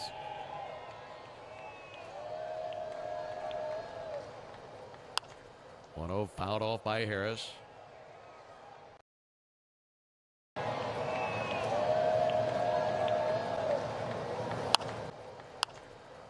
Fouled off by Harris.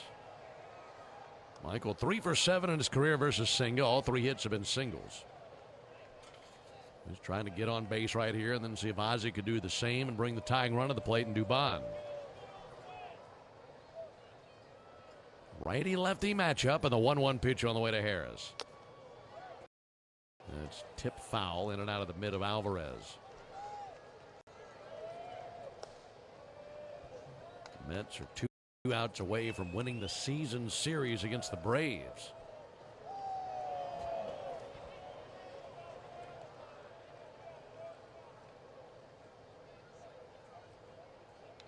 His 1-2 struck him out.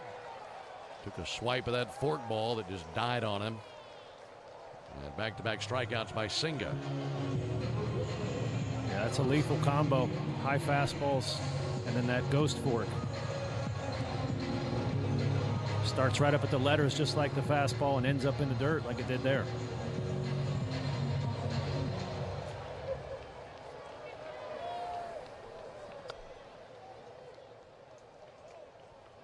Ozzie Albies takes the ball high. Senga in search of a 1-2-3 inning. Braves have gone down 1-2-3 just one time tonight. That was back in the 3rd inning, and it was this portion of the order. Olson, Harris, and Albies. 1-0 pitch, missed away. 2 balls, no strikes. Just looking like a night where the Braves just could not overcome that 5-run first inning. And the impact that had on this game continues to ripple all the way into the 9th. 2-0 high and outside, 3-0. I thought Suter did a great job tonight holding the Mets where they were and giving the Braves their best crack at it. And they had some chances, but just could not come all the way back. Down to their final out here in the 9th inning. Here's the 3-0 pitch. Albies takes a strike.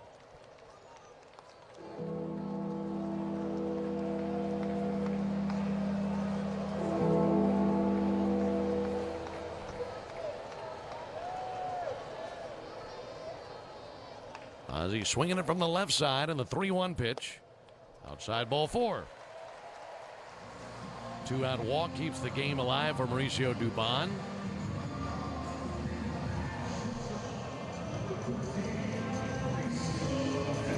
Ozzie's had some very patient at bats tonight. Even that's his 3rd time on base, hasn't gotten a hit, 2 walks and hit by pitch, and that the hit by pitch was, I think that was a 12-pitch at bat, and it ended up grazing his uniform. So good approach for Ozzie tonight. Not holding Ozzie. He's going to take off. And Dubon takes ball inside. Down to second for Ozzie on defensive indifference.